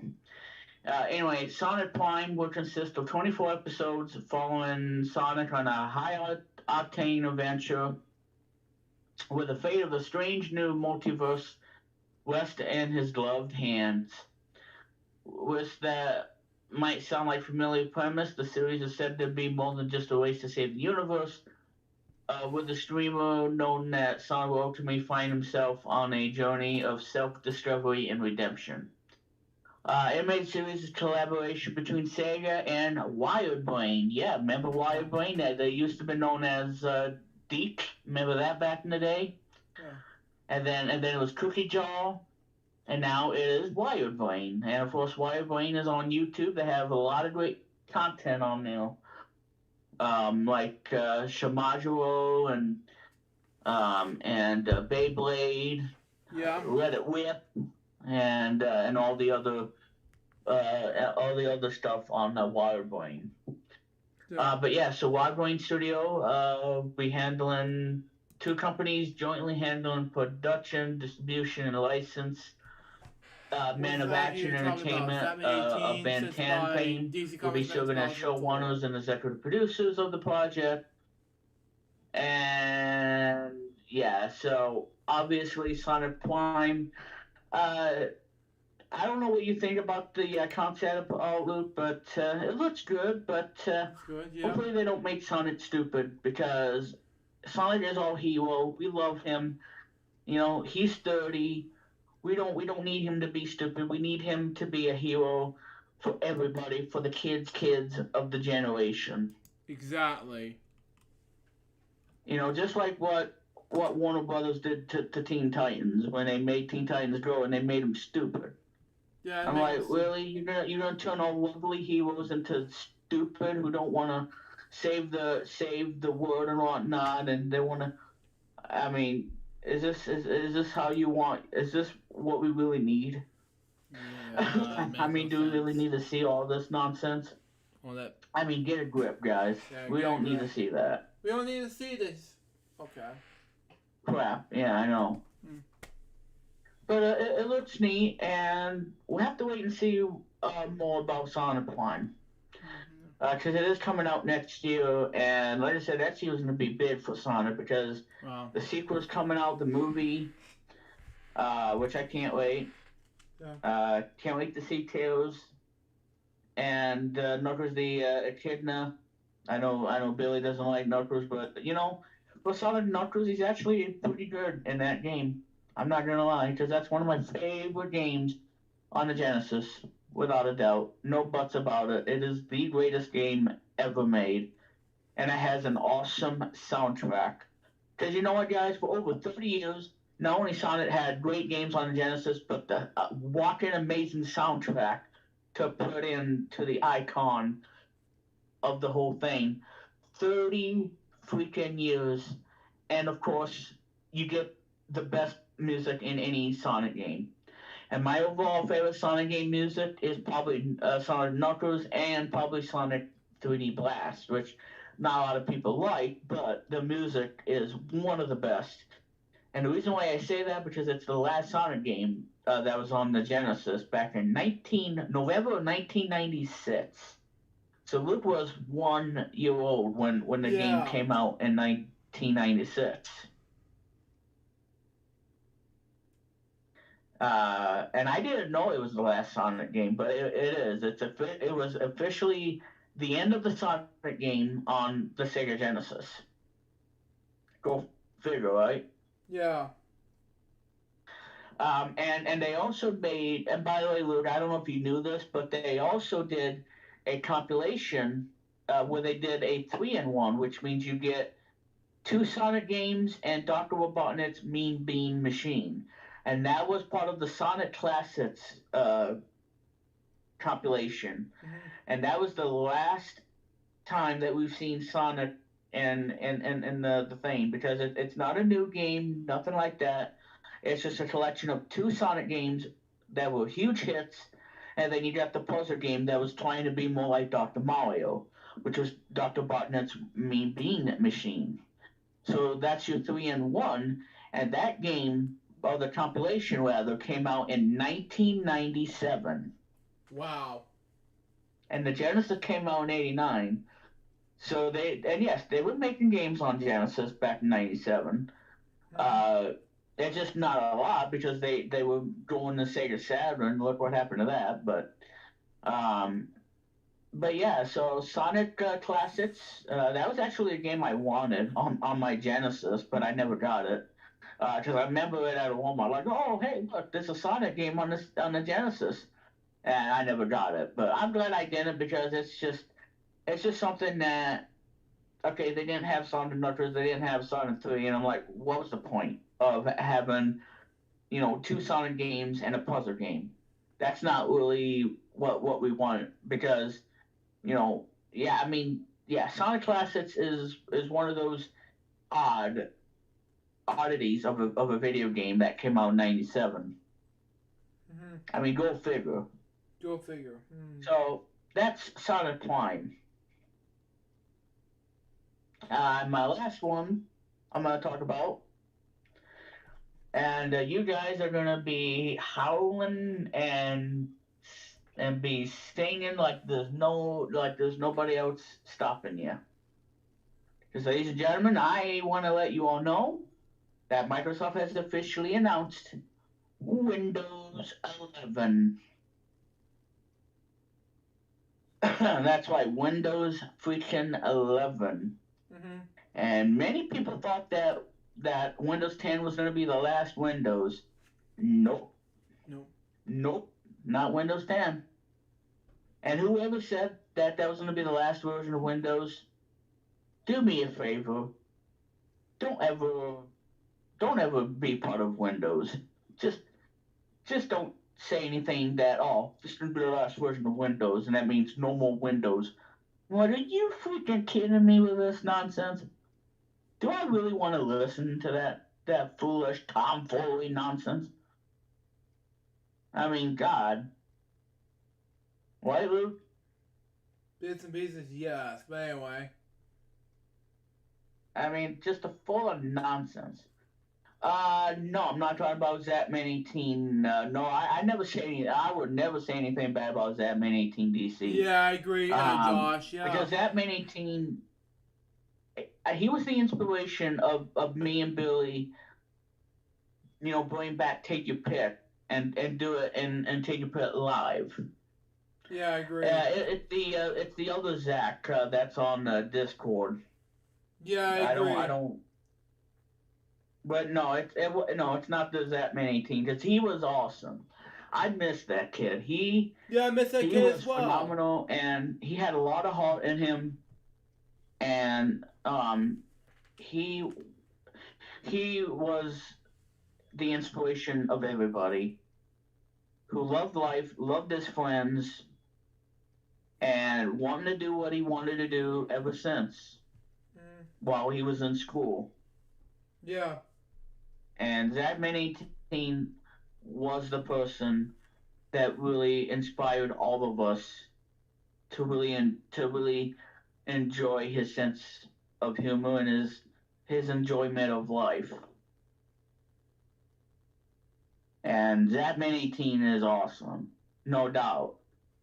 Because I said to Billy, maybe we need to do Take Your Pick. Maybe we need to, like what Zapman18 did with Take Your Pick. Maybe we can turn that into a game show on my YouTube channel, which later became Take Your Pick Live. And I'm going to tell you guys, I plan on doing Take Your Pick Live again at some point. Yeah, we should. I just don't know yet. Yeah, I'm sure to do another. Because I got a lot of crap going on. Yeah. Especially moving. Yeah, I may have to do a revival of Tapic Live, but it's only going to be on Appalachian 94 channel, something like that. Yeah. Yeah, but not on my anyway, channel. It's a Zach Game Show Fan 2002 on Discord. Yeah, I agree. I agree with you, Remix. Yeah. He subscribed to my channel, and I blocked him immediately,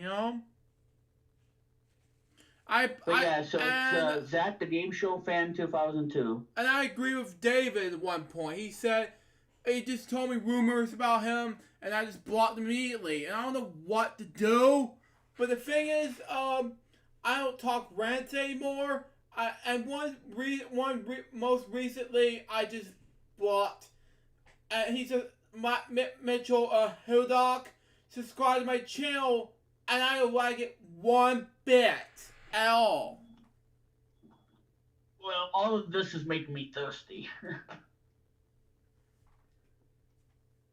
I just gotta make sure I don't drop water.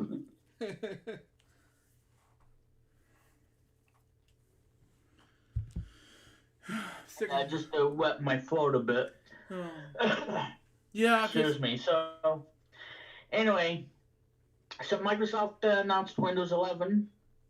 Yeah. On June 24th at 11 a.m. And let me tell you, Windows 11 is awesome, but there is some things that I'm not happy about with Windows 11, because this is going to be for the first time ever since what Microsoft did when the Xbox One came out, which was the next best thing for Xbox after the 360. And then Microsoft had some controversy about Xbox One being always online. Well, sadly, that's going to be the case for Windows 11 as well. Yeah. And so that's everything in a nutshell. So the pros and cons about Windows 11. Well, Windows 11 is going to be the next major release of Windows, preceding Windows 10, which is amazing. I think it's better than 8. Um, and because I 7 I don't like that much. Even though a lot of people like 7, it just no. But yeah, so Windows 11 is going to be great. Some of the things they talked about, we have a new taskbar which is official. In the Windows icon button, they moved it from the left where the start button usually is. Now they moved it where you pin your apps and stuff. So it's kind of like a Mac OS almost. It's kind of have that dock kind of uniqueness in Windows 11, having that dock like integration, and it's really neat. And I do like the new taskbar. It's a nice thing for Windows 11, and we're getting new wallpapers, which is totally awesome. And I tell you, these wallpapers look stunning. They're gonna look better than ever in Windows 11 than Windows 10. Yeah, still. Um, and what I've heard is that Windows 11, there's going to be a free upgrade for people who have Windows 10. So that's going to be great. But you have to make sure that you meet the requirements in order to use Windows 11. So that's the only thing I'm going to tell you. Mm-hmm. So Windows 11, it's a new version, and I knew that was going to be for Windows 11. So what I saw is the start menu. It looks nice. No more of the tile set. I'm sad it's gonna be going away, but I don't use it, so I'm glad they're gonna get rid of that. Xbox, because I tell you, Windows 11 is gonna be the ultimate PC, the the version to play your games because it's fully integrated into Xbox. So even if you're not an Xbox player or not, you still would be happy about why Xbox, is such a giant gaming brand for Microsoft, and by having that integrated into Windows 11, because that's a big thing for gamers, me included. Yeah. But yeah, there's going to be Xbox Game Pass that's going to be integrated into Windows 11, and also cloud gaming is also going to be on Windows 11. So no cloud gaming on Windows 10, which kind of sucks. But for Windows 11, you can play certain Xbox games via the cloud. Although there is one game that I'm kind of upset that we're never going to play on the cloud because of licensing issues, and that is the Tetris Effect game. Because if you guys thought that having the Tetris Effect is dangerous, well, just don't listen to what the news tell you, because Tetris Effect is not officially dangerous. It's just hitting yourself with a controller is, but Tetris Effect's not like going to give you some sort of a side effect like, oh, look at me, I'm going, my eyes are playing tricks on me. It's like, oh my God, look at me, I'm in the center of the universe. I'm going to see this Tetris piece come falling in my head. But yeah. I know you got that joke, Luke, but yeah, folks, it's just like it's a hey, folks, come down here. If I ever see that Tetris piece come falling at me when I'm sleeping at night, I don't think I'm gonna play Tetris again, because I'm gonna have a nightmare playing Tetris, and I'm gonna. I don't sound like this, but yeah, I mean, anyway. Oh God. I know. It's just like Tetris nightmare. Tetris nightmare. Don't do it right. So, and yeah, well, here's the thing. Even though you can't play Tetris Effect on the cloud, it is available on Game Pass, and it's for both Windows 10 and 11, and on Xbox Series X and S, and Xbox One. So that's great. So for $10 a month, you can play Tetris Effect and many other great Xbox games that you can only play on Xbox.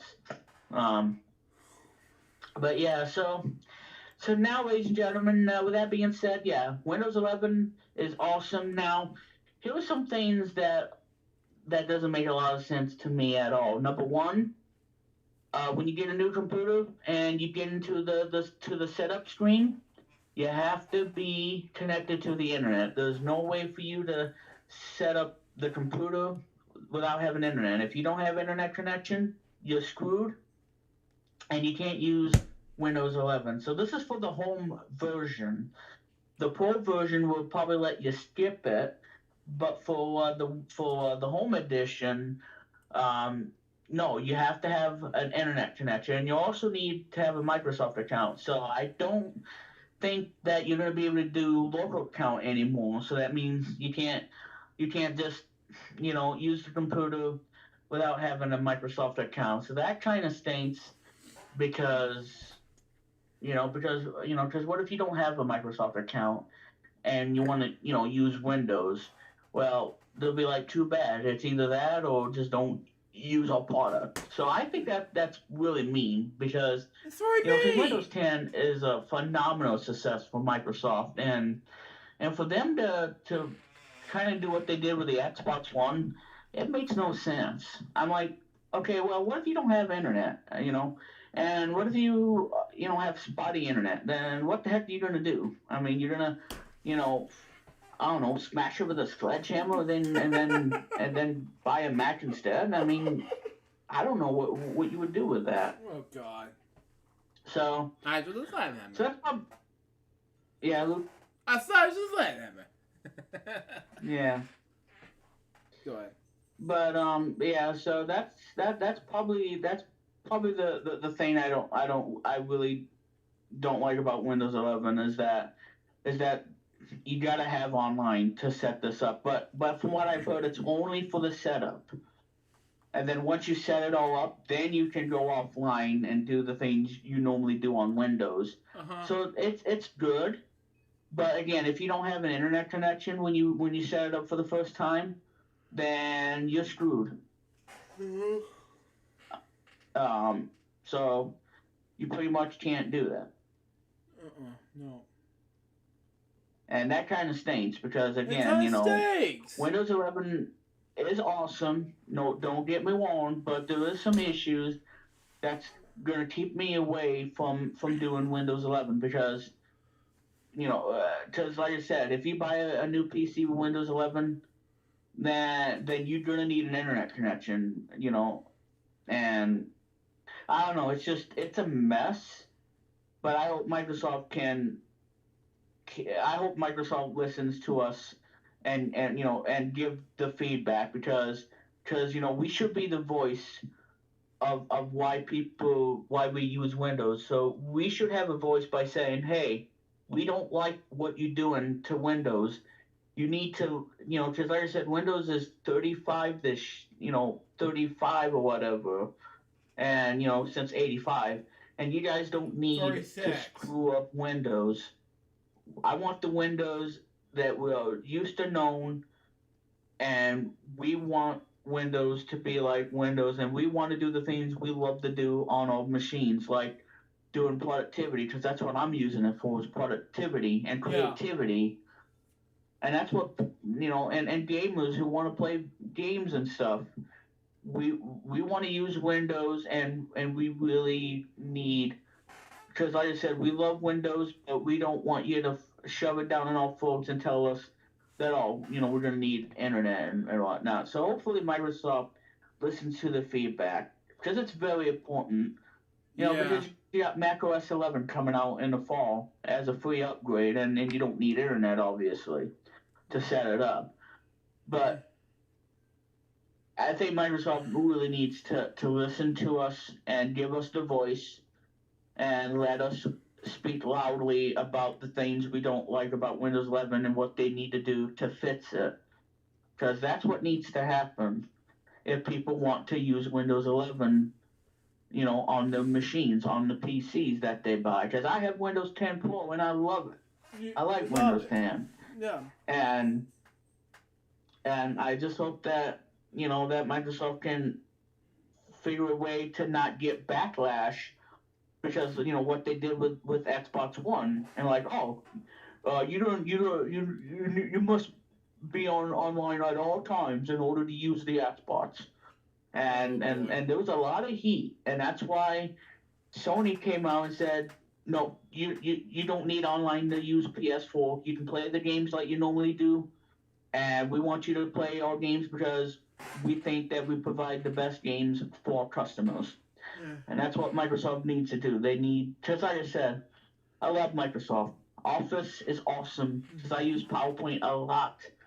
And just imagine one in Office 2021 or the Office on Windows 11. Just imagine one in PowerPoint on Windows 11. Take your creativity to the very next level with this new operating system.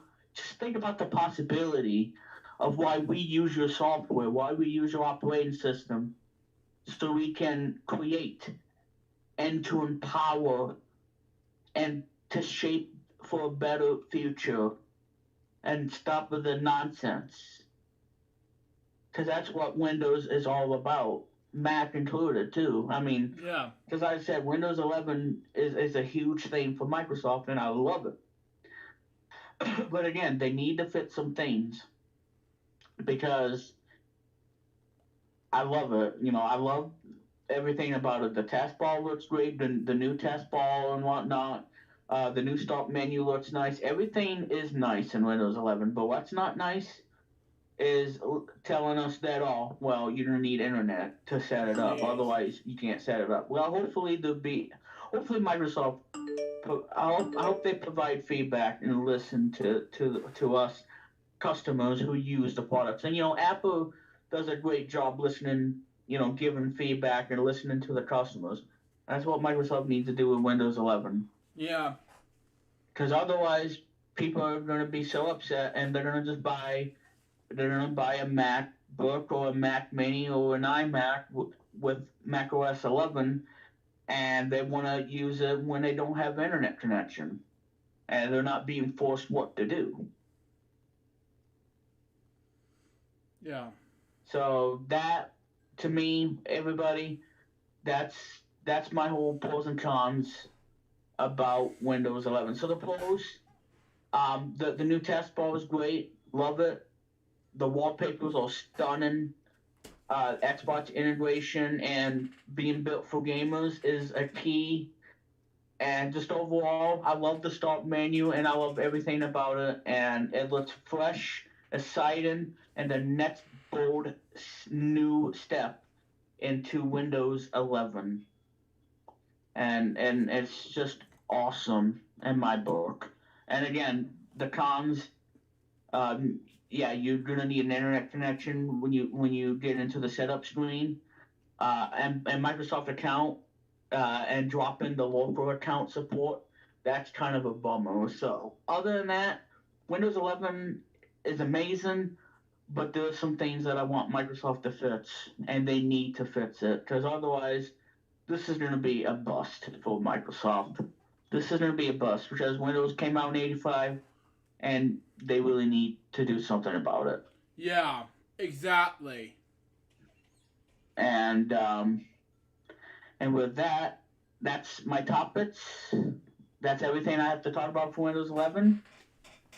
Next time, when I come back, whatnot, I want to do a movie review of Luca that I've seen, and if you saw my photo, I give it 5 out of 5, but I'll give you my full in-depth of the movie. Yep. And now, Luke, I'm going to have to get going because I got a radio show to do in about 4.5 minutes. That's fine. So have fun with the show, buddy. Support my art on DeviantArt. And check out the new photos I have on there. And support me. And check out the stuff that I have on DeviantArt. And thank you very much, everybody. And everyone else and all my the viewers of this show, please enjoy the rest of FWL. And Luke, thank you for having me on. And yeah, so enjoy the episode, everybody. And Luke, go ahead and get onto the game segment. And see you guys. And Wheel One Radio is coming up at 5 p.m. Eastern Time for a 2-hour edition. So there you guys go on that. So anyway, Luke, I'll talk to you later. And have fun, everybody. Enjoy the rest of the show. And God bless. Thank you. Thank you, Remix, being on. And all you have to do now is hang up. And, oh man, I'm accidentally put stop. Oh well.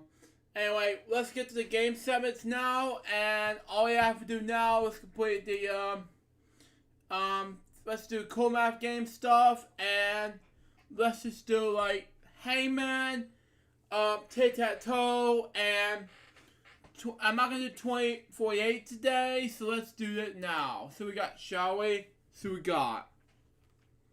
So we're gonna do this anyway. Although I want to mute this because of ads, you know, blah blah blah, things like that. So yeah. Just wanted to know and all.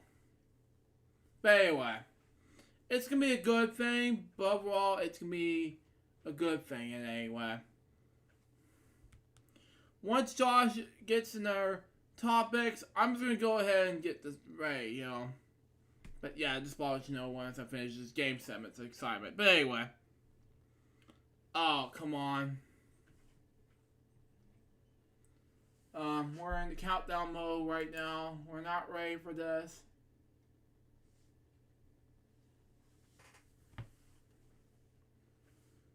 Oh, man.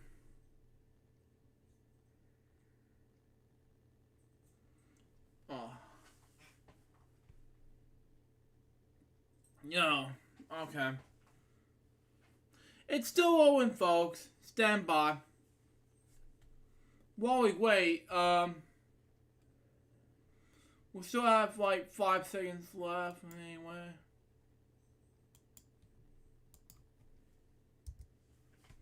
We still have to load this. Oh, there we go. We got another advertisement. But anyway, while it loads.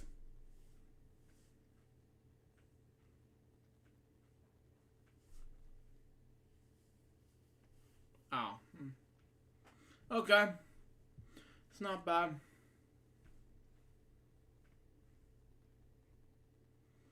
But anyway.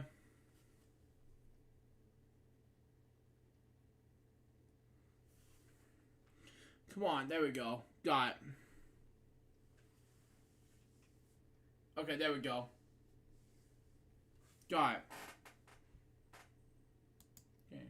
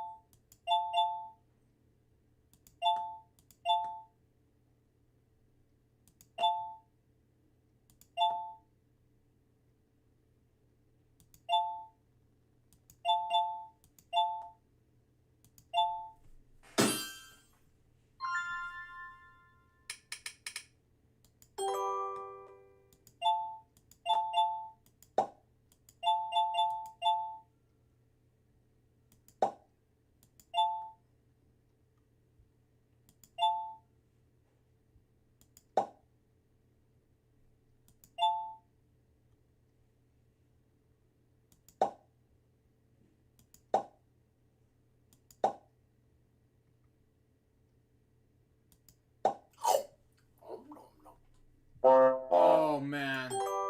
One more time.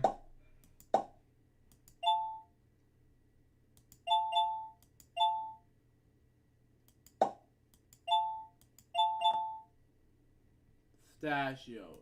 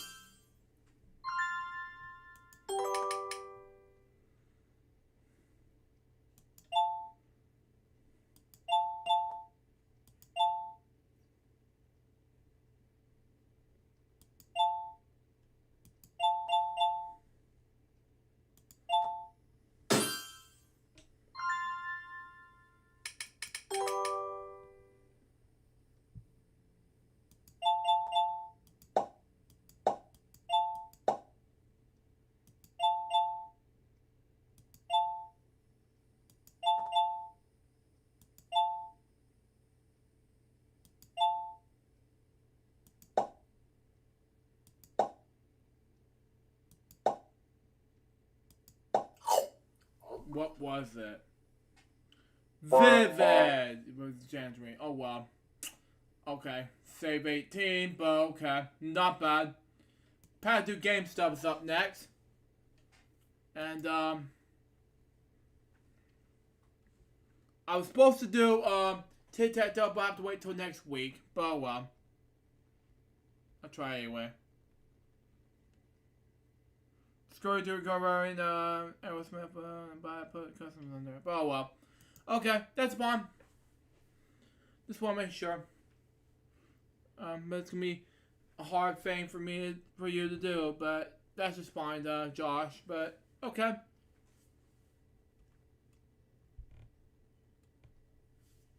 Let's just do it 2 times in this game and problem solve this game. But anyway.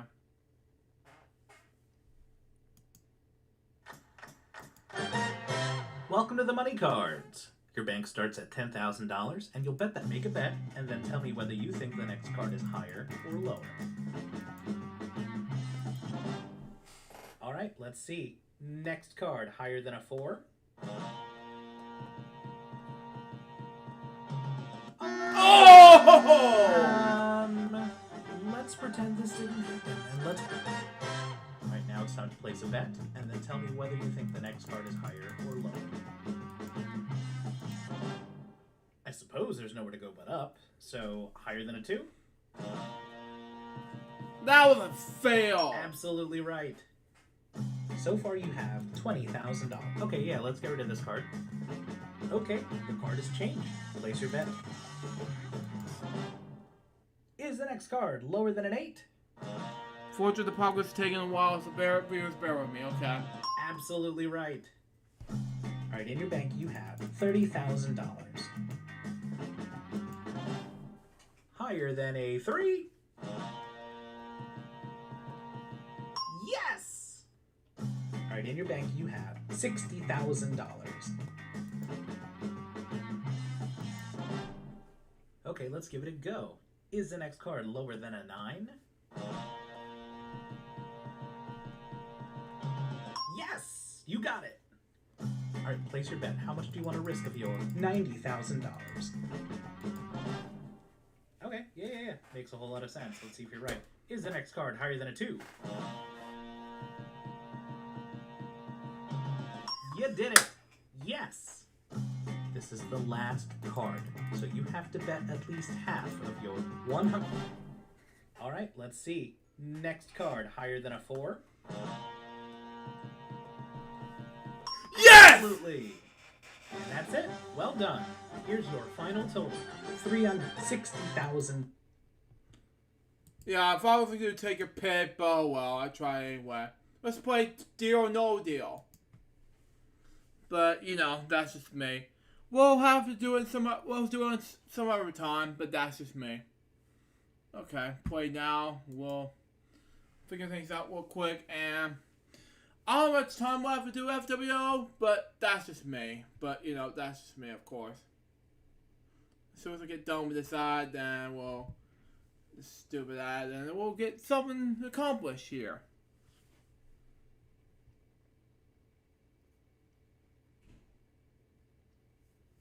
But anyway, there we go.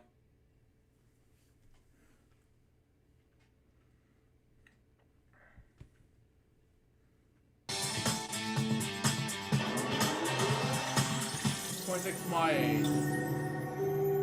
Excellent. Excellent. Nice one. Very good. Oh. Except for this one. 19, come on. Nice one. Better not be a bad one, okay. Nice one. Deal. Oh, very brave. Time for the next round. Nice one. Better be one of these choices. Nice one. Good one. 7. Sucky 7 better not be a good one. Oh, man. 3. Excellent. Not bad. Excellent. $1. Or no deal. That's the spirit. Time for the next round. Nice one. We want the left side, not really the other side. Nice one. Around, but anyway. Number 4. Nice one. And number 8. Nice one. A penny! Or no deal. Oh, very brave. Time for the next round. Excellent. Better not be a million. Nice one. It's not bad. Deal or no deal? No deal. That's the spirit. Time for the next round. Excellent. Nice one. Deal or no deal? That's the spirit. Time for the next round. Excellent. Deal or no deal? Oh, very brave. Time for the next round. Oh! Or no deal? No deal. That's the spirit. Heartbreaker. Next round. Deal or no deal? Oh, very brave. Time for the next round. Nice one. Deal. Oh, very.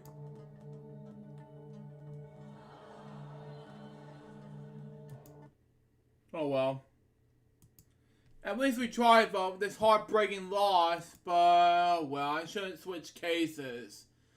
But well, we tried anyway. It was a heartbreaking loss then, I guess. It was $400, man. Anyway, I can't use the software update now, so have to try after the Friday show is over, but we'll see what happens. But anyway, let's do money cards and let's do the other 3 around. Let's see what happens. The other, oh, it's a king. Lowering the king. It's a bust. It's okay. It's okay. Okay. How that? Not bad.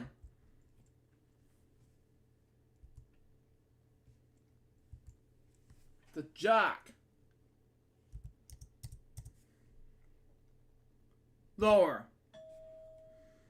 The attack of the kings. Lower. Okay. Good card. I would say about. And the next card is higher. Not bad. It's a free. Higher. It's not bad. $40,000 with these 3 kings and all the good activities. I stacked up with the kings accidentally, so let's try Super Scratcher in time.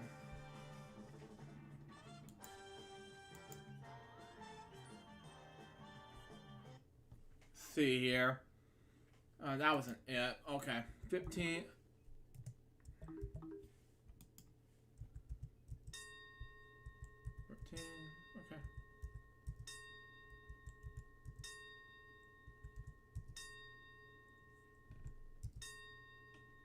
Okay. Okay.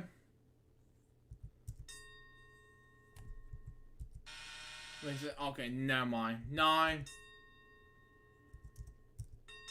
It's not bad. It's $50,000. Okay. Of that.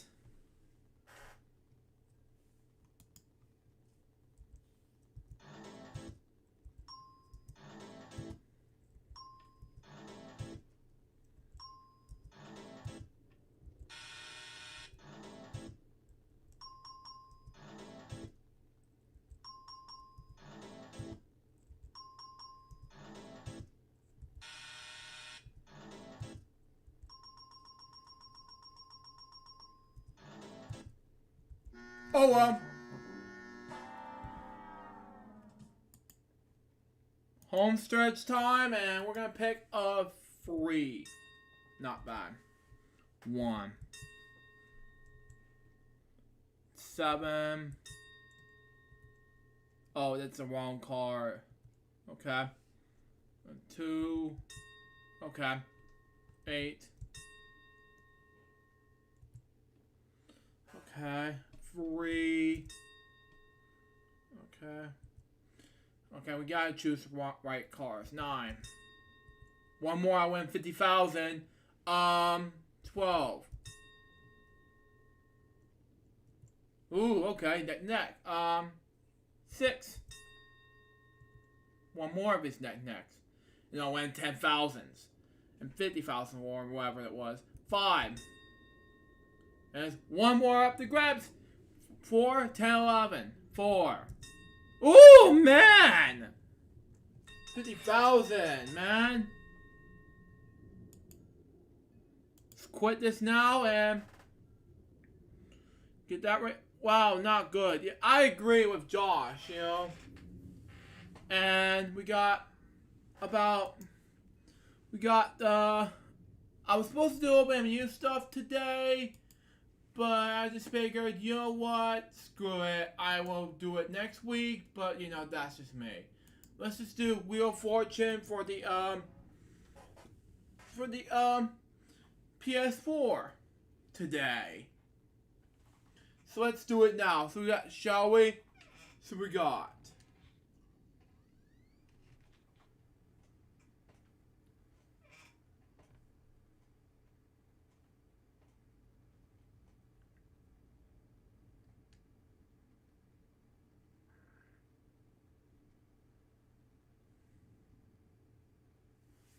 Okay, that was so low.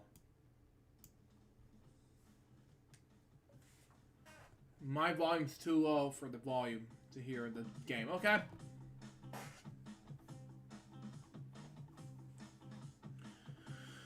Okay.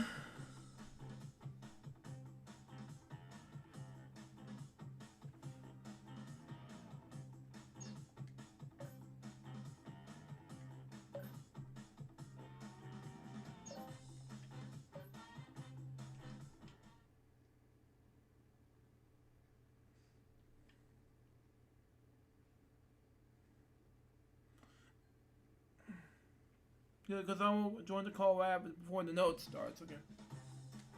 Ladies and gentlemen, it says here, well, how are you doing today? Thank you for joining us. This is our $1,000 toss-up round. The category is food and drink. Poop and pee.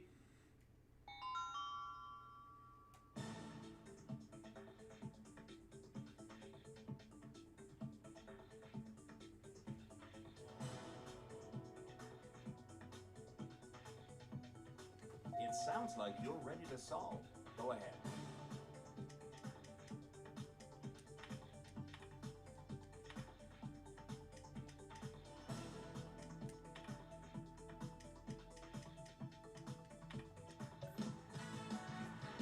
Are we ready for another toss-up round? The amount is $2,000, and the category is, what are you doing? None of your business!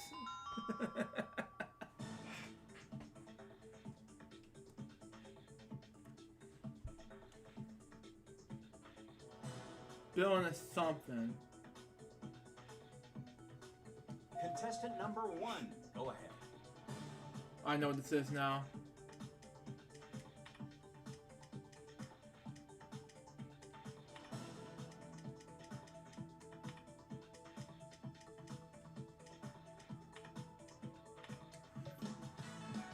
Well, I think it's time to take our places. The contestants are ready to start. Let's get this round started. The category is Around the House. Let's get this round started with the first spin.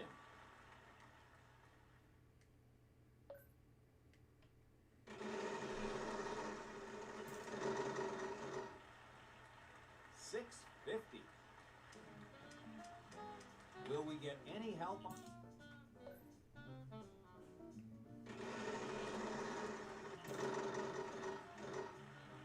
$650.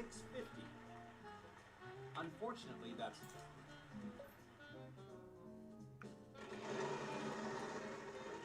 Get out of there. $700. Unfortunately, there are...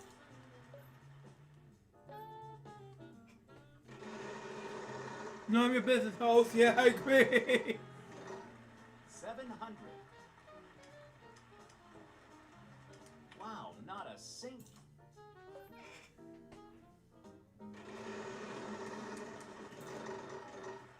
Come on. Wild card. Wow, not a sink. Okay, wild card stays. Okay, not bad.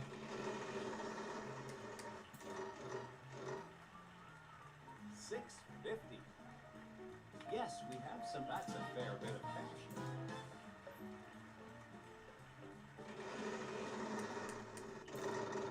Almost incredible. You landed on the 1,000,001. Do we have any of those?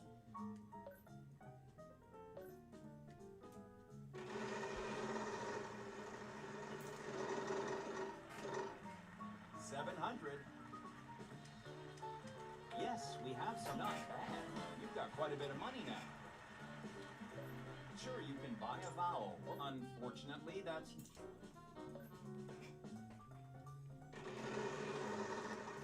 I'm using my iPad, not my controller, you know?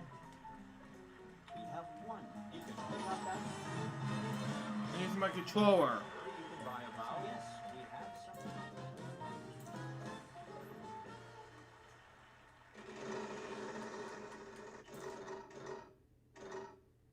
$500. Yes, we have some. I guess you'll be paying for dinner tonight. God. What vowel would you like? Will we get any help on?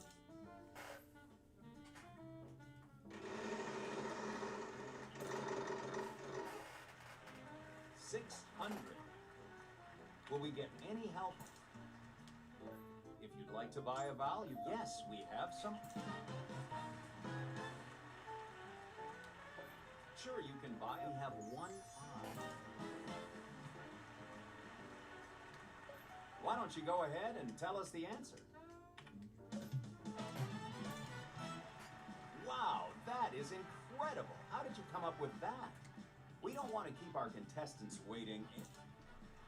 Poop and pee. Contestant number 2, why don't you go ahead and take the first spin?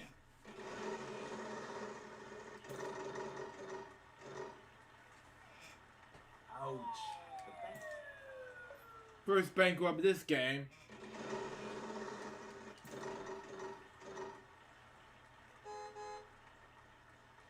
Yes, we have. I know you must be excited to go.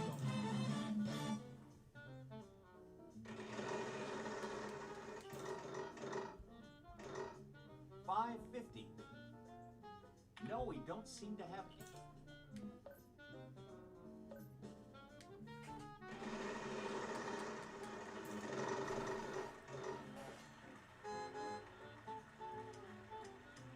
We have one. Wow, good job.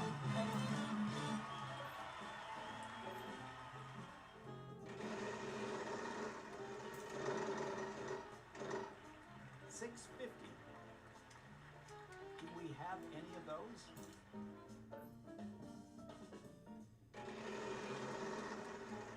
Oh no.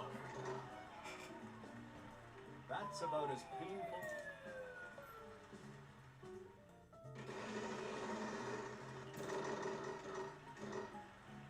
$500. I'm sorry, there are.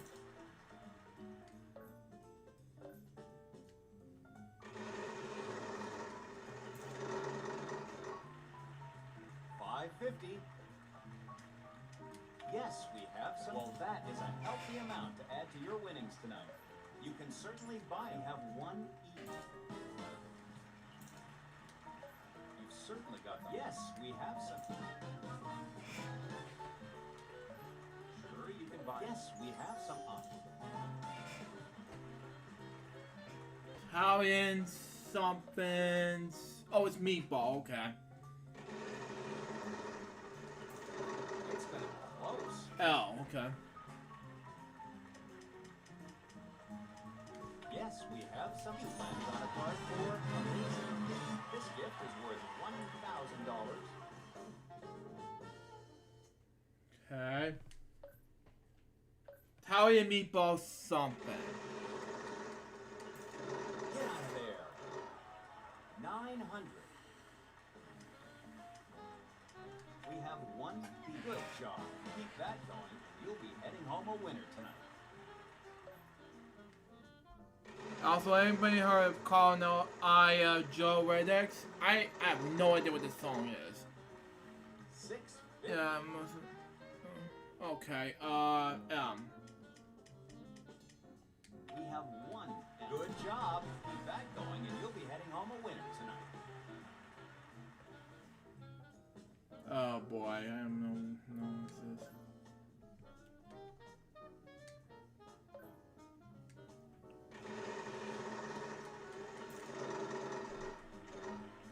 With your free play, you aren't out of it yet. We have one seat. I guess you'll be paying for dinner tonight.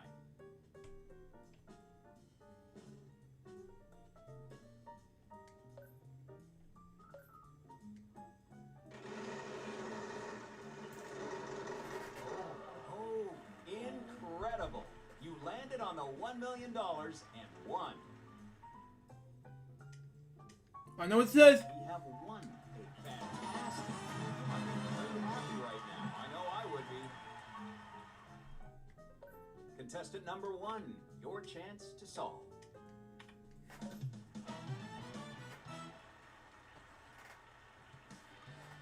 I am speechless. Did you just pull that out of thin air? We have a prize round now. The winner of this round will also be getting a free prize. Are you all ready? The category is proper name. Okay. Contestant number 3, you're up first, so take a spin. Okay. 700. No, we don't seem to have.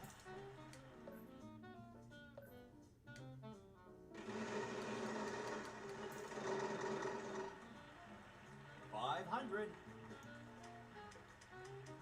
Do we have any of those?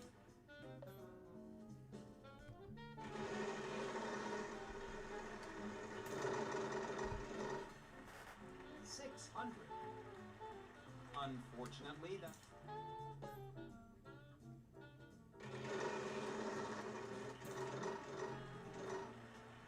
$550.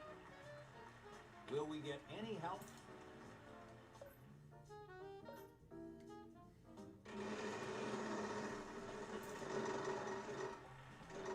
Wild card.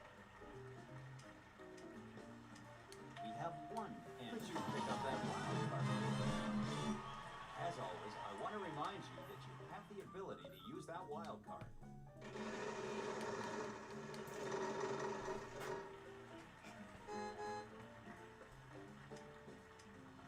No, we don't seem to have.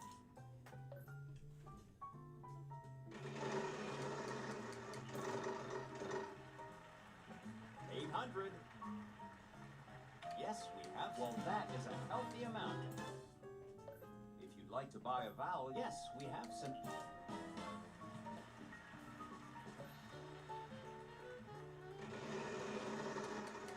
Keep moving, keep moving. Just didn't make it this time. I'm sorry.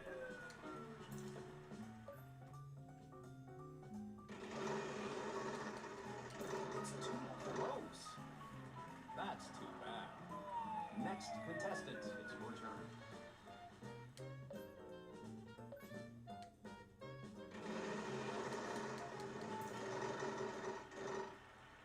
$600.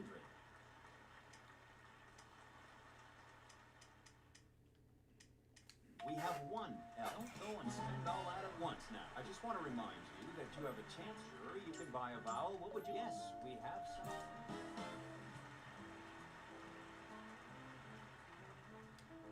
You can certainly. We have one odd.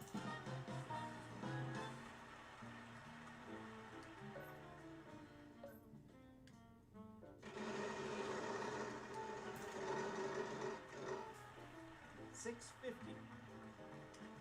Yes, we have some. Not bad. You've got quite a bit of money. I just want to remind you that you have a chance to use your wild. It looks like you're ready to solve, contestant number 1.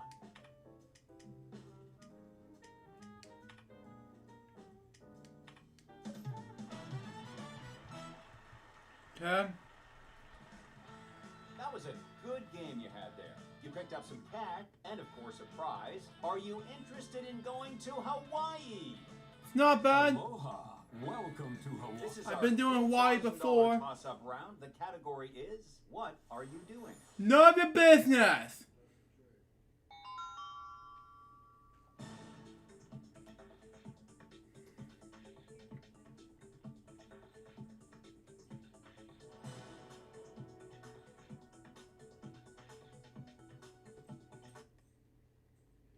Are you ready to solve? Contestant number 1?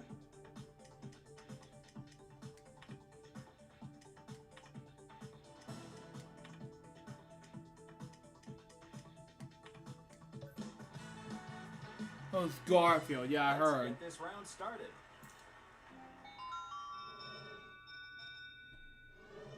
I'll give the wheel one last spin.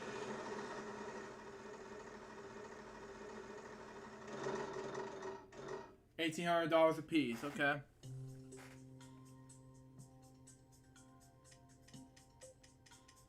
We have one. Good job. Keep that going, and you'll be heading contestant number 1. Your chance to...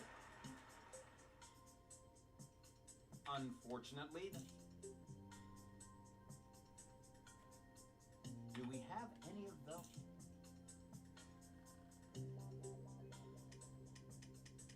Wow, not a six. Wow, not a six. No, we don't seem to have.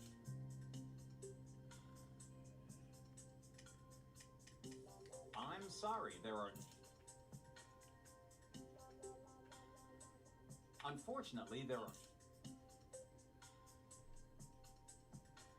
We have one. Contestant number 3, would you like to solve? Will we get any help on it? Yes, we have. A little bit of money should help you along. Contestant number 2, would you like to solve? I'm sorry, there are...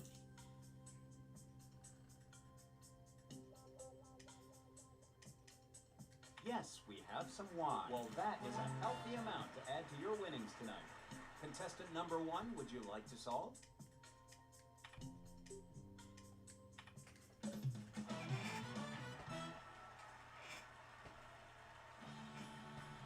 Wow, that is incredible. How did you come up with that?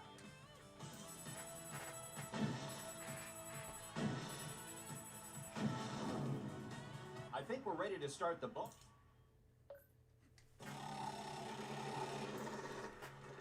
Star in America spoke in Americans in games. Fingers crossed $1 million wedge. Food and drink. Poop and pee. As always, we will give you 5 consonants. R, S, T, L, N, and a vowel, E. Could we have 3 consonants and a vowel, please? Man.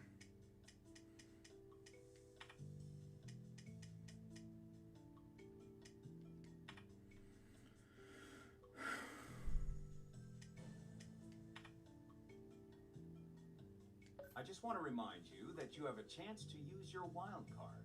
Wow, you made that look easy. Just a few moments to solve, so go quickly.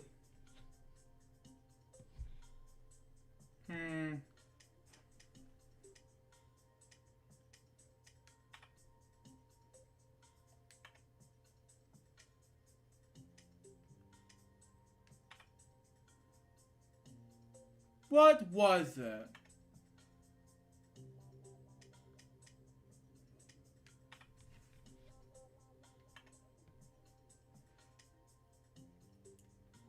I may need help here. This is a confusing puzzle. Yeah, I know.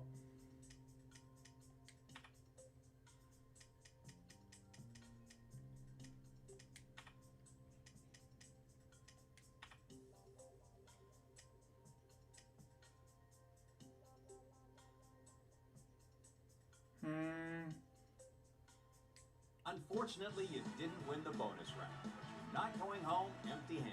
Yeah, the million's somewhere else. But that's not bad. I didn't get $1 million. But that's okay. Not gonna be the $1 million loss. That's not bad.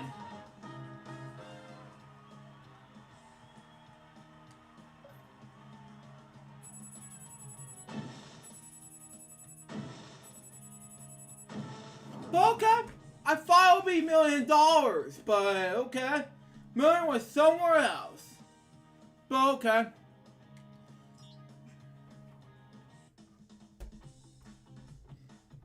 Yeah. Oh well, we try anyway. Anyway, we got to our notes now, and we'll get to Josh and his topics. And yeah, I'm sorry, I don't know what's going on. We just lost. We lost 34,000, and instead we didn't get $1 million. That was good. But you know what? Yeah, but it's not 34. It's not $1 million. So there you go. But anywho, let's get to our notes now, and we'll wrap, and we'll get to Josh's topic. Anyway, Eligible Ads episode 660, then 26 marathon, day number 23, and then weekend celebration episode 85. We're originally gonna do it on the 26th, but I need to push it back till the 25th. That way, more easier. And then we got Crazy One's Web Show episode 47, and 26 marathon, day number 24, and then Blue School's Jokes episode 21. Yeah, that'd be good enough. And then we got 26 marathon, day number 25, and in between those 2 days, I got a live stream to do hosted by Remix. Between those 2 days, be look out for those. Then on June 28th, we got the Eligible Ads episode 661, my birthday live streams, to be look out for that. And then double birthday game show party on Nolly, my channel, and Appalachian 94 channel, but also on my Twitch channel, so be look out for that. And 26 marathon, day number 26 final. And then we got the Eligible Hangouts episode 3, the recap of my 26th birthday. And June 30th is Spin for $1 Million, season 1, episode 1 to 3. And then Eligible Ads episode 662. And then we got July 1st, 2021, is Spin for $1 Million, season 1, episode 4 to 5. And then we'll be back for a brand new episode of Fridays LukeJ62895, which is going to be the 344th episode. It's going to be a 4th of July episode. Not only that, it's also going to be my stepdad's 65th birthday episode. So, Josh, take away from us. Alright, so, I got some topics to address. There's only one topic that I have to address, and that is CTWLB8. Now you may be asking, Joshua, what has happened to CTWLB8?